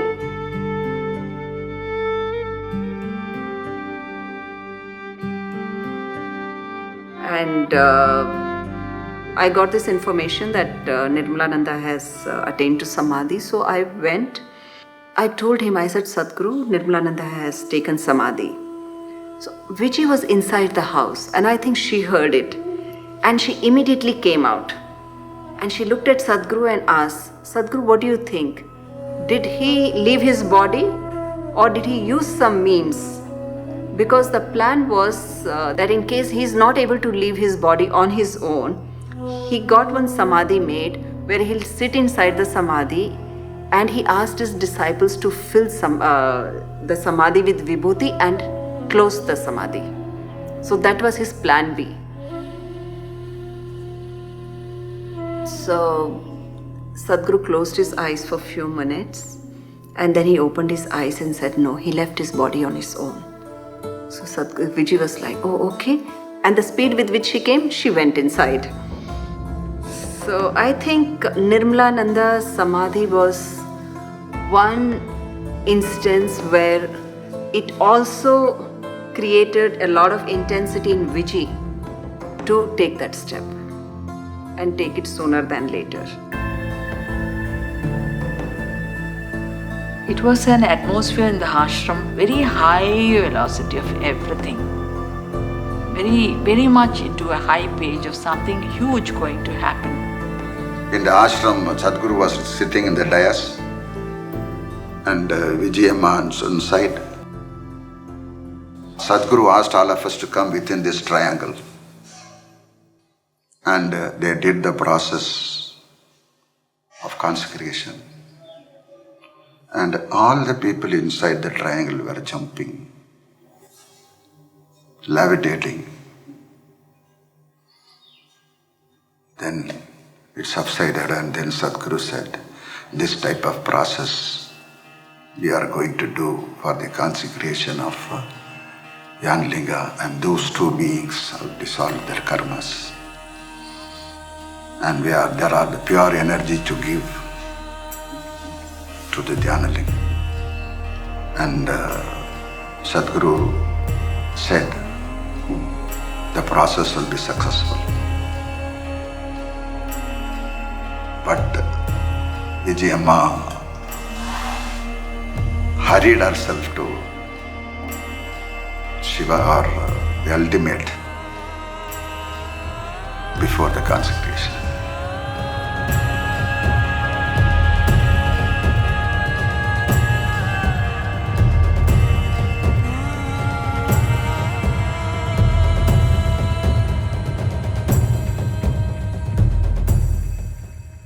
Suddenly, the last 8-9 months, she became all focused and like that. So the way she was going, I saw she's going so intensely. And after 2-3 months, she even started talking confidently that she's going to leave in another 6 months or 8 months, something. So before that, we want to finish the consecration. And then, we even visited her parents, and there also it was gently mentioned. Then I visited my mother's ceremony was there on 18th of January, so we went to Mysore and sort of gently put it across to them also that she may not be around for too long. My father dismissed it as rubbish, others were little taken aback. Then on 21st, we dropped Radhe at school, and that's when she was talking to Radhe already that I won't be there after some time.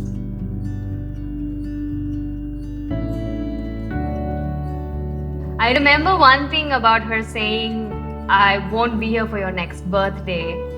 And me thinking, oh, but you'll be there for the next one. And then her explaining, it wasn't about the birthday, it was that she may not be there for events in the future or something to that effect. But it was definitely at least 2, maybe even 3 conversations over some amount of time. So the girl and she were just talking very matter-of-factly, she won't be there, so Jaggi will come and do this and do that. I said, why are you doing this to the girl? Just leave her alone. We don't know whether you'll go or not. She said, no, I have to tell her, I will definitely go. I said, okay, and we came back 21st evening from Ooty. 23rd evening is when she left. On this day, on 23rd January 1997, I think it was around 8 in the morning, and I got a call from Sadhguru. He called on the intercom and he said, can you come over? So I went home and he was there and he said, today is Paurnami, full moon day, and Vijji is in a particular sadhana. So just stay with her and be part of whatever she is doing. So I said, okay. So I went inside and Vijji was doing something in the kitchen, and after some time she said, come, it's time for me to meditate, come let's go and meditate.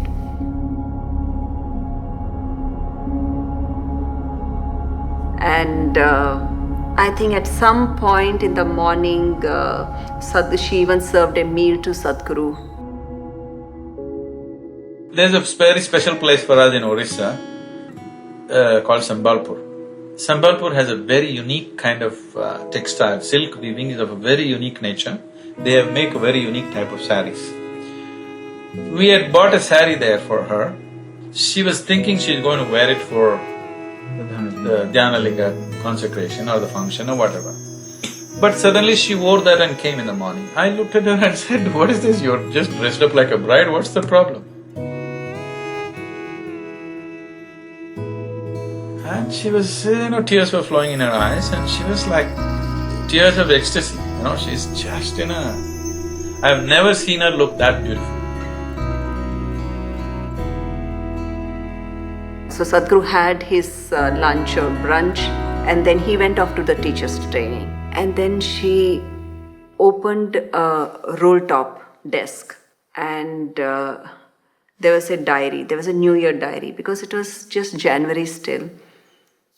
She picked up that diary and she gave it to me. She said, henceforth you write Sadhguru's appointments in this diary and you send it to Sadhguru. So the arrangement between me and Vijji was that every day I would write Sadhguru's appointments on a piece of paper. I will hand it over to Vijji that these are his appointments of the day. And then she will in turn inform Sadhguru that these are your appointments of the day. So on that day when she said, henceforth you write all of Sadhguru's appointments in this diary and you send it to him directly, she mentioned this word directly. So I said, why Vijji? Why do I need to do that? It's working very well for me. But she said, no. And when she said this, it came out very, very gently. She said, no, you do it. You do it henceforth. And then we went and we got involved with some work around the house, some cleaning, some cooking, something. And after the lunch, she called me, said, Kusum, come and join us. I want to show the photos of our Karma Yatra.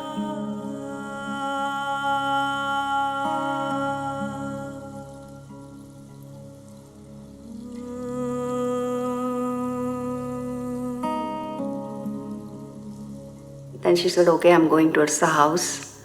I never knew this will be my last conversation with Vijji. It was normal like any other day.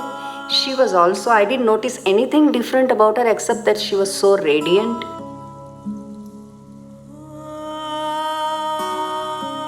And also from the previous full moon night, Vijji had taken this up that for 3 full moon nights, she wanted to serve the brahmacharis herself. And then she asked us, Swami Nirmalananda, what shall I prepare for today night for all of you? I said, Bisibalabat, you prepare Bisibalabat. And she said, then Sadhguru was by side of her and she said, no, teachers are more now and brahmacharis are there. It will take time. You can't do the process. So you prepare something simple. He suggested a kesari. We started preparing, making preparation for that. By then, it was the afternoon Sandhya time. So she said, Ma, come, let's meditate. It's afternoon Sandhya time. So we went and I think we meditated for about a couple of hours this time. And then we went back to kitchen, saying that, okay, now let's start preparing this sweet because evening she has to serve it. So we are talking, in general, nothing, and she was sharing, she said, I went for satsang yesterday, I took a satsang after many, many years. I trained her as a teacher for Isha Yoga at one time, but she refused to teach almost 8 years or 9 years before that. For 9 years she had not taught, saying that I am not up to what I am teaching. So suddenly one satsang was there in Coimbatore and something happened, some teacher could not go, there was an emergency and the only way was I had to go. But I had some work in the ashram, we were struggling with this, she just came and said, I will go. I said, what? She said, no, I will go. I said, okay. Her satsang was a blast. So beautifully, so gracefully it flowed. After the satsang, I just went next to her. She just hold my hands. She hold my hands so tight. I said, Vijji Maa. I was like, she told you be in silence. And I asked why. She said, you be in silence. So this was a word, that too with a very low voice.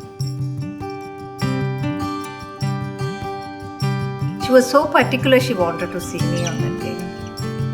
And she bought some sweet. Oh, I forgot to tell you that. She made it herself and she brought that for me. Can't forget that. So she was also referring to her that how Kode was surprised about it and how Kode was saying this, that. So in general, we were talking. At some point, Sadhguru came back from teacher's training, and then Sadhguru and Vijji were talking to each other while I was doing some cleaning up in the kitchen.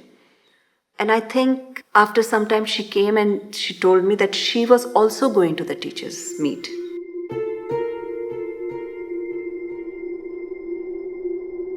All of us were sitting, all the teachers were sitting and all that. There was nothing like extraordinary that was happening. The usual the class thing, what we should do, how we should take these things ahead. Then Sadhguru asked her to sing. She said, no, I don't want to sing. He said, no, you sing. So in the dais, he is sitting on top. There's a part of the dais which is little lower. She sat there and she sang this song. Radhe, Radhe, Radhe, Radhe Govinda, Radhe Govinda, Brindavana Chanda, Anatha Natha Dina Bandhu, Radhe Govinda. The song, she sings beautifully, and this is her favorite song, and that song that she sang that day, that was the last song she sang.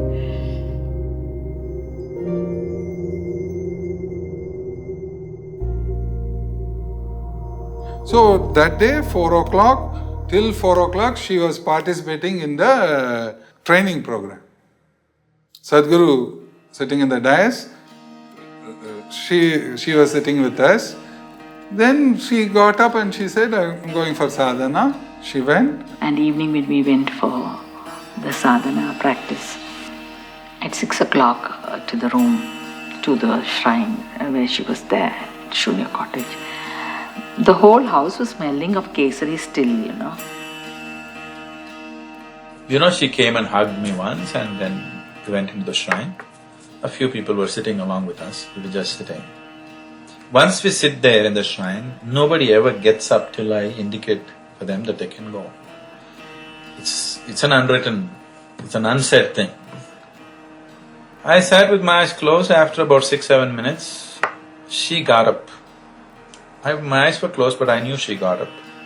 And she walked out of the shrine. A moment of irritation in my mind. Of all the people, my wife is getting up, it's like a little irritation in my mind for a moment. Then I ignored it and I sat there with what I was sitting. And after a few minutes, after let's say about another 5 minutes or so, she came back and sat down. Vijji was sitting down. There used to be a chair which only Sadhguru used to sit on, a very low-level chair. Vijji, she got up and she sat on that chair. It was slightly surprising because whatever said and done, Vijji had this huge respect, whatever, if there is something is Sadhguru's seat, she would not sit on that seat. And Vijji was sitting in a small chair, low chair. And when we all chanted, after some time I could see Vijji like this, tilted head. We thought she's in one of thing and we came out. And I was sitting, very close to Vijji. I felt, Vijji's weight on me. And, to have that, initially you feel that why this weight on you, but more and more I felt it on me. And that's when I opened my eyes and she was like on me. She was totally leaning on me. And I tried to put her back onto the chair. But she seemed unconscious. She seemed unconscious to me. And I don't know who was next to me that I touched that person and brahmachari and asked for help. And then by then Sadhguru had also opened his eyes and he got up and came. And he looked at her and, I think he was trying to do something to revive her or whatever. And then he said, she has left.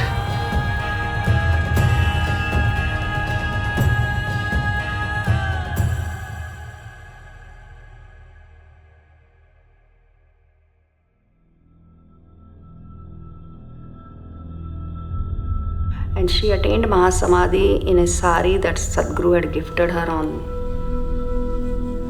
Mahashivratri day. Green color, green and black.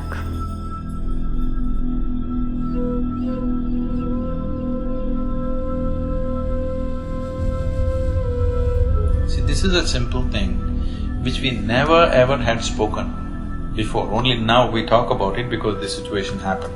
Whenever anybody comes to the ashram and they want to do some sadhana, if they want to do any intense sadhana, first thing is I put a ring on their ring finger, a copper ring. This is like a gift from the Guru that you cannot take it off unless he says so. Because if you put a metal ring on the left side of your body, then, especially on your ring finger, accidentally you will not leave the body.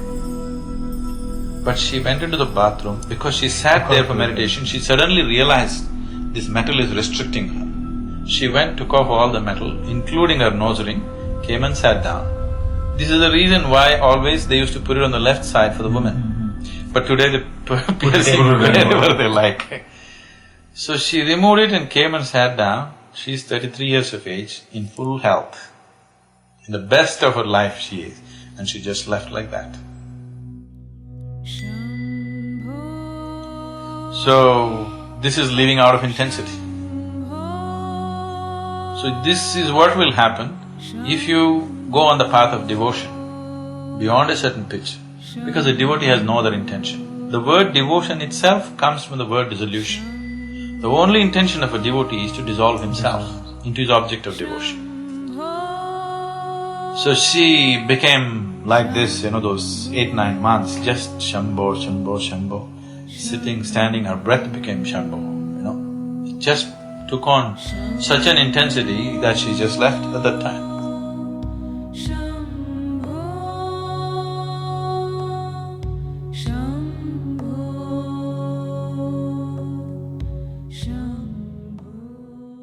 I think we were only about 40-45 minutes into meditation when this happened. She was in Samadhi, left the body. And we started, some of us have started crying, no crying here. You sit and meditate for 15 minutes, he said. All of us sat in that room. There was no thought process for me. Completely stopped. Yes, I was still. So much of energy was there. She was sitting and I lifted her head and kept. I felt her warmth, so alive. Cannot believe she can't come back. For me, I don't even know what is happening out there because Vijji is there. Because she was there, she was sitting right next to me, chanting moments ago. So, it was a huge shock for all of us. Then Sadhguru took care of everything, giving Amma the bath, everything.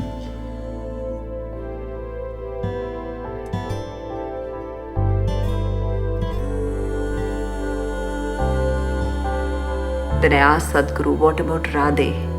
She was in school in Ooty at that time, studying in a hostel.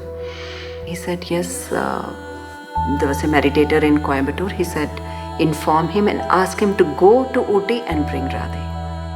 I remember them coming to pick me up, putting the bag in the car.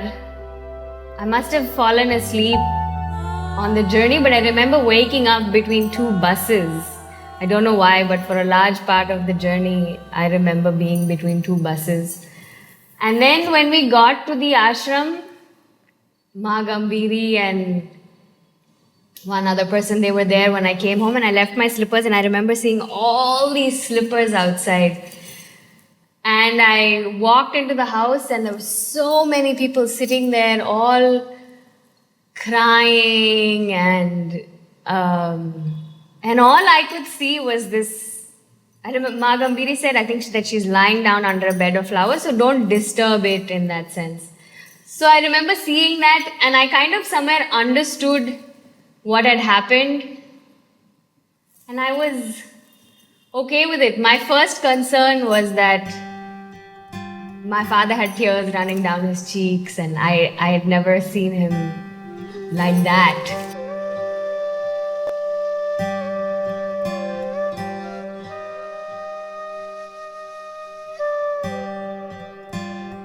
And Sadhguru had not eaten, since morning. I tried to offer him something to at least drink. He wouldn't drink that.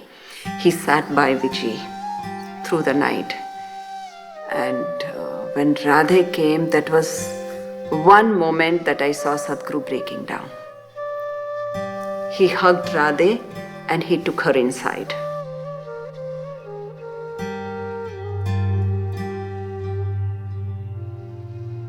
He must have spoken to me or said something, but what I remember clearly from that night is I remember hugging him, and I remember holding a lot of people and my clothes getting wet from people crying.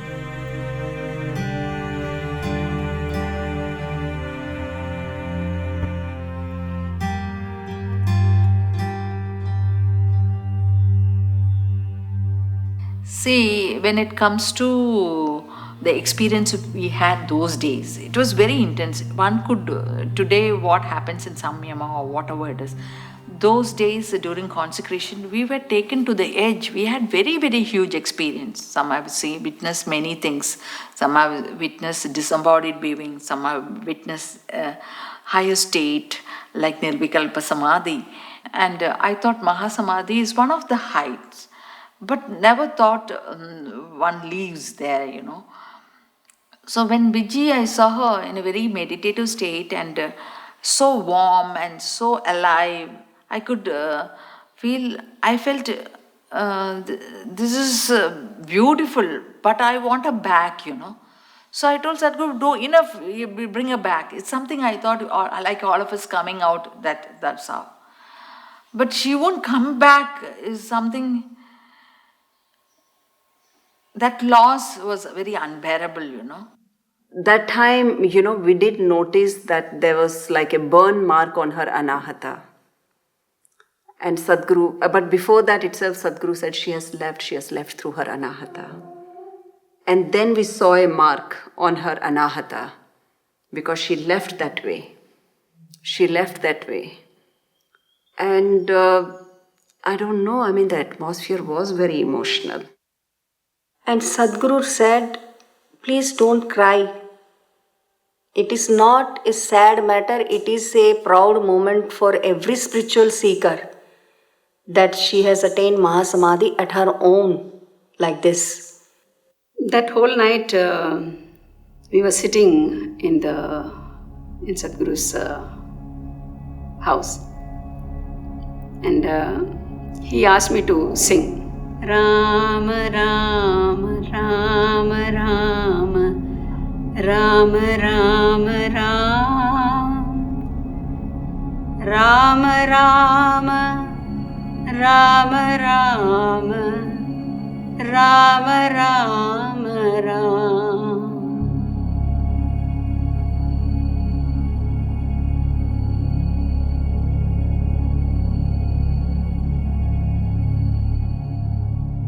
It is not like some death house. Definitely it is not so.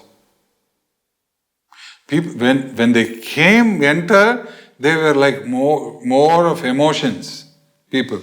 Once we spoke to them, they saw Vijji Maa, they all settled down like.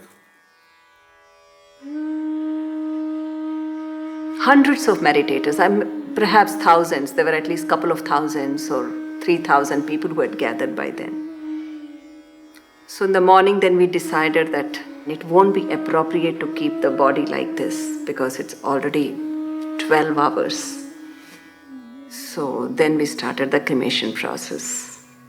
I couldn't believe seeing Vijji lying on the pyre. I remember to this date, her lying there. We were all crying at that time. I don't know how to put it, I don't know. But still, he was like, he was in tears.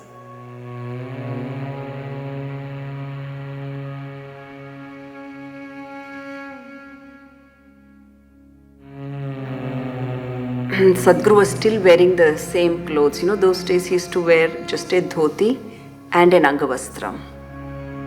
So then Sadhguru took off his angavastram. He covered Vijji with his angavastram. He came and lit the fire.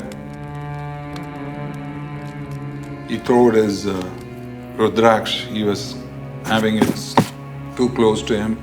He burned that.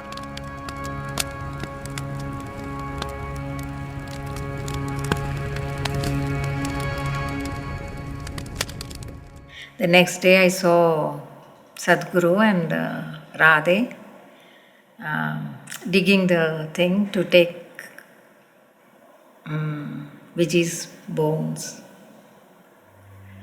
It was too touching.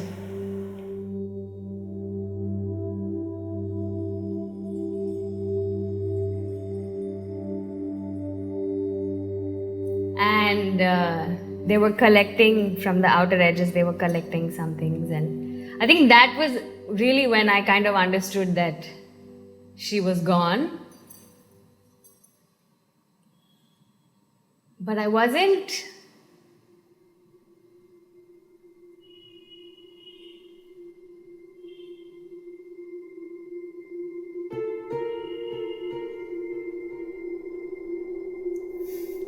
I don't know. It was the next morning when I saw everybody and everything was done. Then it kind of settled that it was over. Where Vijji had left the body, they had kept the garland, flowers, everything. And Sadhguru was sitting next to that place. He was just like stone, he was sitting there. It's not just flowing tears flowing. He didn't tell anything. I too was in tears. Maybe that as a mother.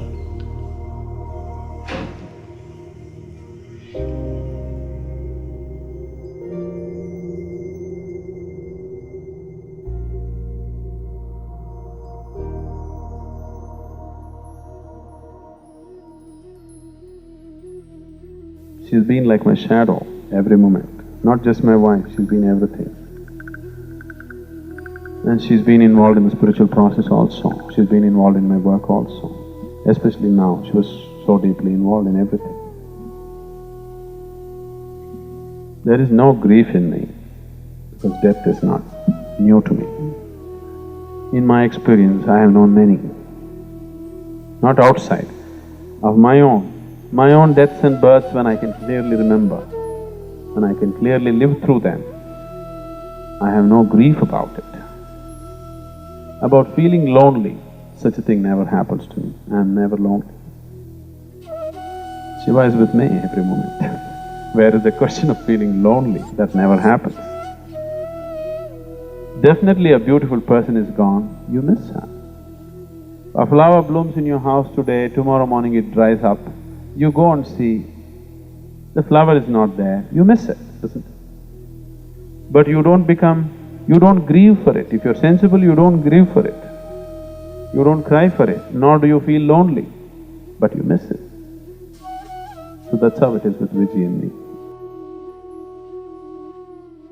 It felt to me like he was definitely missing somebody, but they were in the middle of so much work when it happened that I don't know, because I think there was no way to stop or restart. They just had to continue with the work that they had already started. That was a huge part of it. He had also mentioned that he might leave And sometimes I wonder if her entire process was more intense because she thought he might leave. Sometimes I wonder if maybe she even thought that, if she is able to attain and if this was a possibility for her, then he would have no choice but to stay. I don't know if it was part of her thinking, but sometimes I wonder that maybe she felt that way, that he would have to stay. He would have to stay with all the people, and he would have to stay with a very young daughter, and couldn't just leave once the consecration was done. So the kesari that she had made was untouched in the kitchen. But since she had made it, then Sadhguru said, let this be served as prasadam to everybody. Then he came out to the corridor and called all of us and told, Vijji, then my sister, now my wife. What many gurus and what many people aspire to touch this state, she has done it.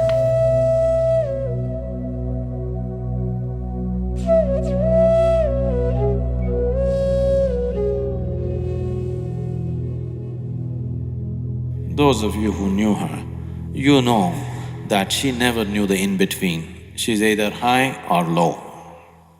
There is no in-between for this person. She's either at the peak or at the bottom. Always intense, whichever way, positive or negative, with absolute intensity. That intensity, when it found little awareness, suddenly it became a tool. And the last few months, when she consciously started looking for that, everything changed dramatically for her. This is the advantage of bhakti.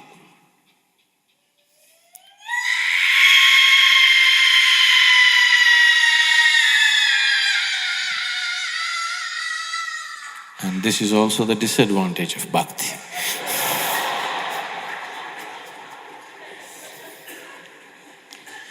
It has two sides to it. Bhakti is utter madness. But this madness is capable of liberating a person too quick. This is the reason why for ages bhakti has been the most dominant path, because emotion is intense. Once you walk the emotional path, you should not be concerned what will happen to you in the world in which you live, because anything may happen. You can go absolutely crazy for periods of time, because emotion is madness. But madness is intensity. Anything that is intensity can become a way. So that's what happened the last few months. Every step, every breath, she became Shambho, Shambho, Shambho. It picked up so much intensity that dropping the body just like that became so simple. It's rare, very rare, such a thing happening. But at that time, somehow, everything came together. For her, being in the process of Dhyanalinga, remaining in processes where you are no more the body for long periods of time, became a stepping stone towards that. If she was not exposed to such situations for long periods of time, it wouldn't have happened at that time, there's no question about that.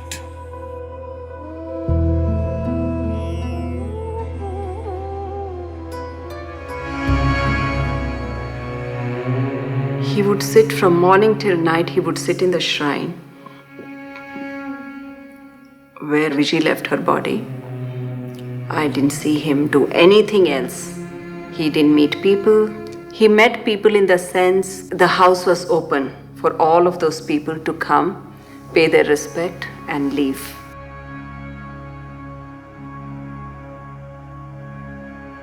And then one day he called all of us and he's saying that energy that she's left through Anahata, that energy is so unbearable for me, the energy of love, that I am not able to stop crying. It's not my loss that Vijji has gone that I am crying. And in those days I remember he kind of became tender towards us. Usually he is a guru, he can be very hard, he can be very unyielding, and he can be very firm with us. But then he explained it is this energy which he is not able to bear. She's left such powerful vacuum of Anahata over there, and he is being in the same room. With Vijji gone,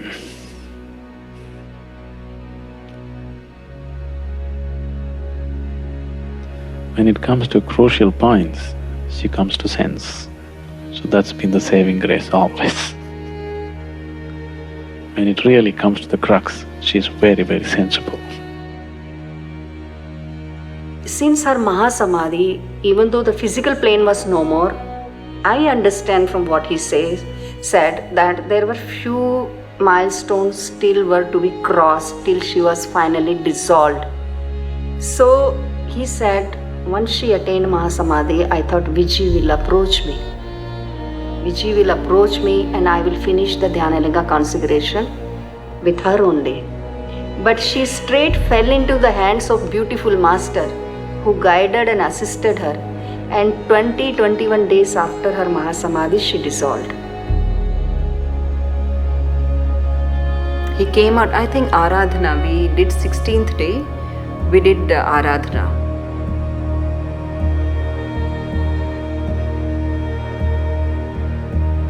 I think that's the day he actually spoke properly. And he spoke how, as a guru, it's a matter of pride. The way she left her body and she left so effortlessly, what a matter of pride it is for a guru. But she said, as a husband, she left my home empty.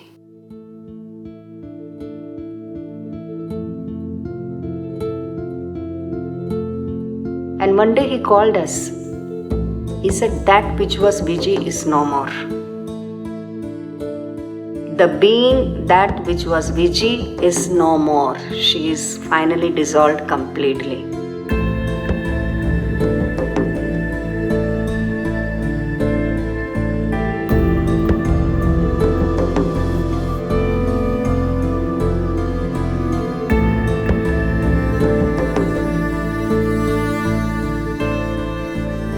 But Samadhi is always powerful. It's simply you'll go into meditation.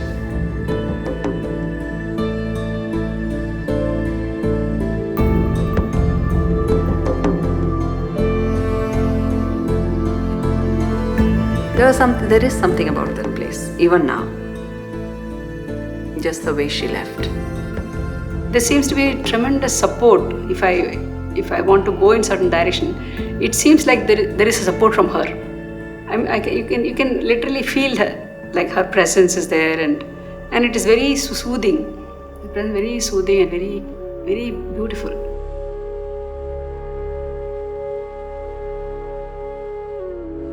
Wherever a certain master sheds his body, he will also make sure that place is very energized.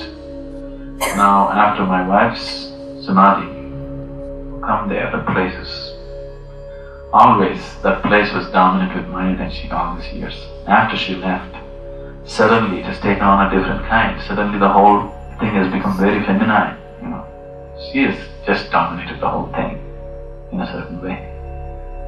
And it's very beautiful now that suddenly everybody's, people who are doing intense sadhana means they're doing internal work, the monks and other people.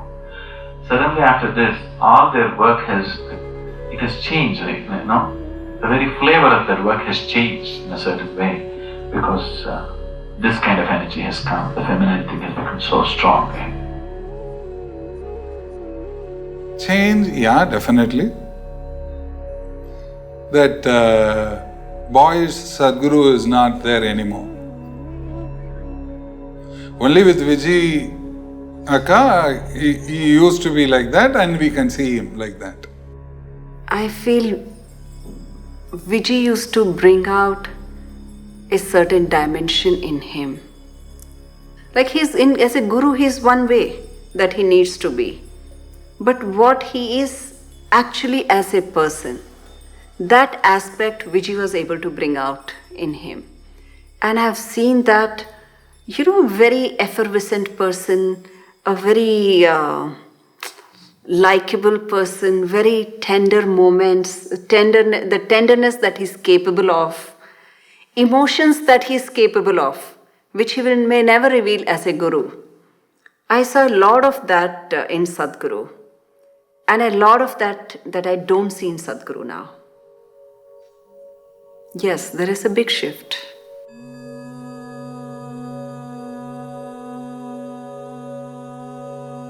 But Vijji's Mahasamadhi opened up all possibilities.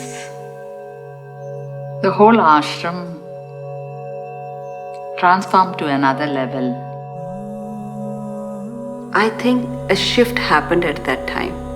See, when we did Wholeness program, this very ashram started taking a certain shape.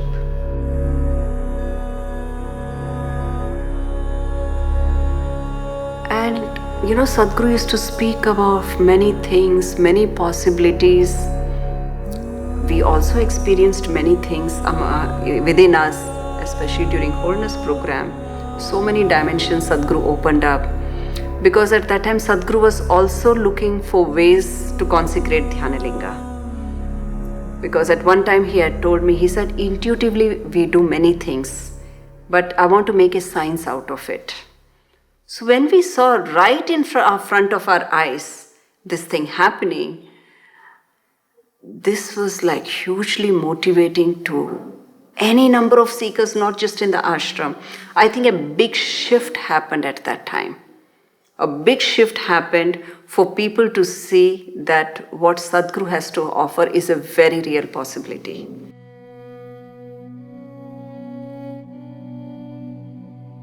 I actually bow down to her for the seeker that she had transformed herself into. I really bow down to her, and she is real and an inspiration.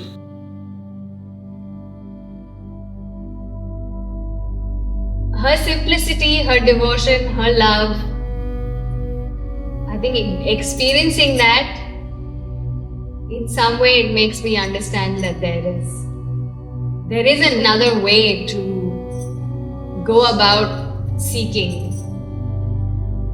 And she made it seem almost simple, that something that seems so unattainable, she made it seem very, very simple in the way that she went about it, very gracefully and very beautifully.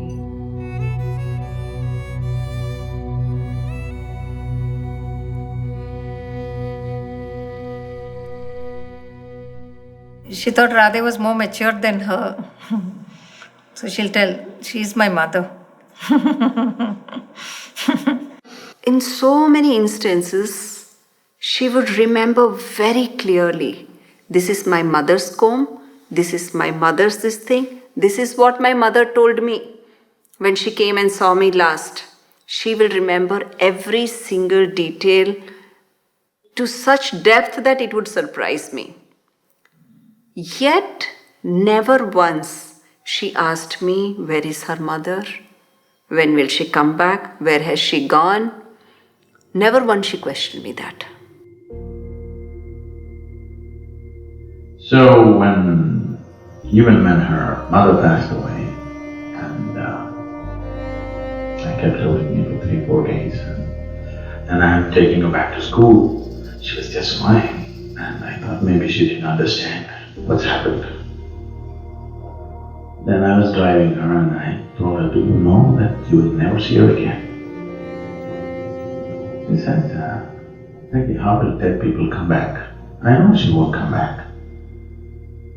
And I asked, is it okay with you? No, she had spoken to me, it's okay with me. And I said, is it okay if I leave? She said, wait till I grow up and then you leave.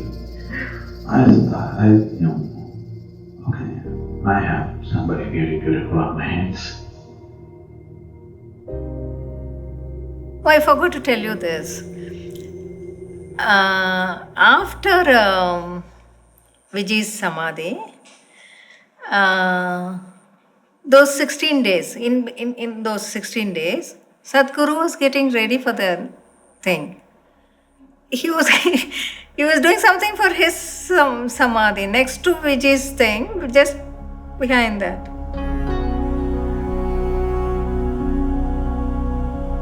I was so shocked. Then he said, that's why we didn't want to tell you. It was getting ready then. I was shocked.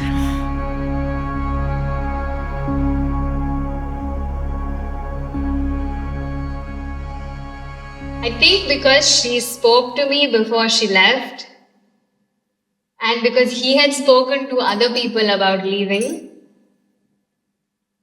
but he had never spoken to me about it. Not quite in the way that she had.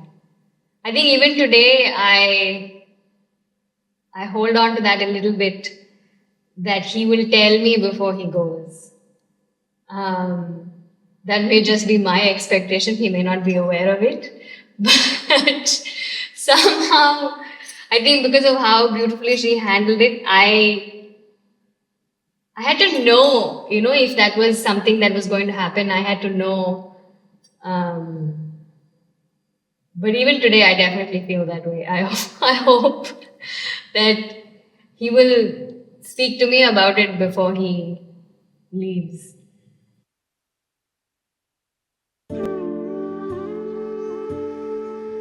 It's 4 months since Vijji left.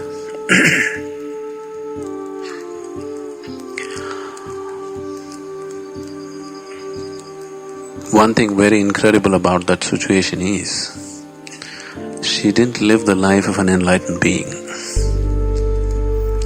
She lived a life of constant turmoil, struggle, searching, seeking, not knowing where to search, not knowing where to look. Most of the time, she didn't know where to look. You can see the dramatic change. The very way she looked changed in the last few months. The very appearance changed. Once she was onto it, there was no stopping. In the process of this Dhyanalingam consecration, there were moments where I had to just bow down to her. She was like that, There's really nothing more graceful in life that a person can just leave the body and walk away. And all the people who meant everything to her, without turning back and looking, just walking away.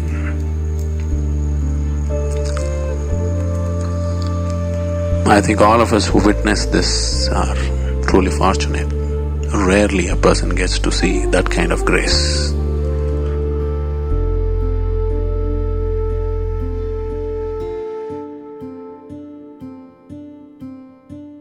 Then when Sadhguru announced about Linga Bhairavi and when it happened to see that Vijji's Mahasamadhi day and Linga Devi temple consecration fell on the same day,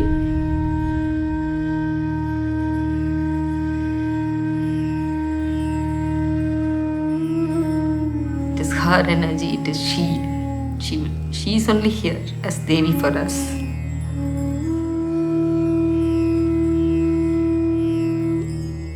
See, now in front of Devi, when you just go sit, it's only tears rolling out.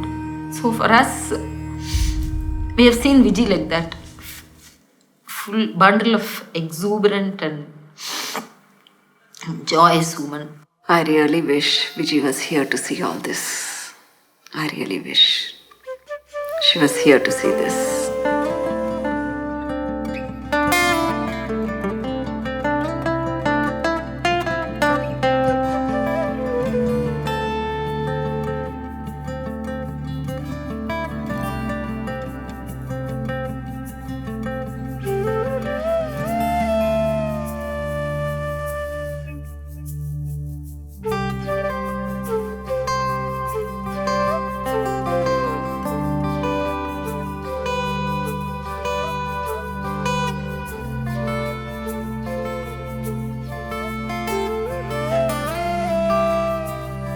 life is simple. And with that simplicity, the highest can be attained. That's Vijji.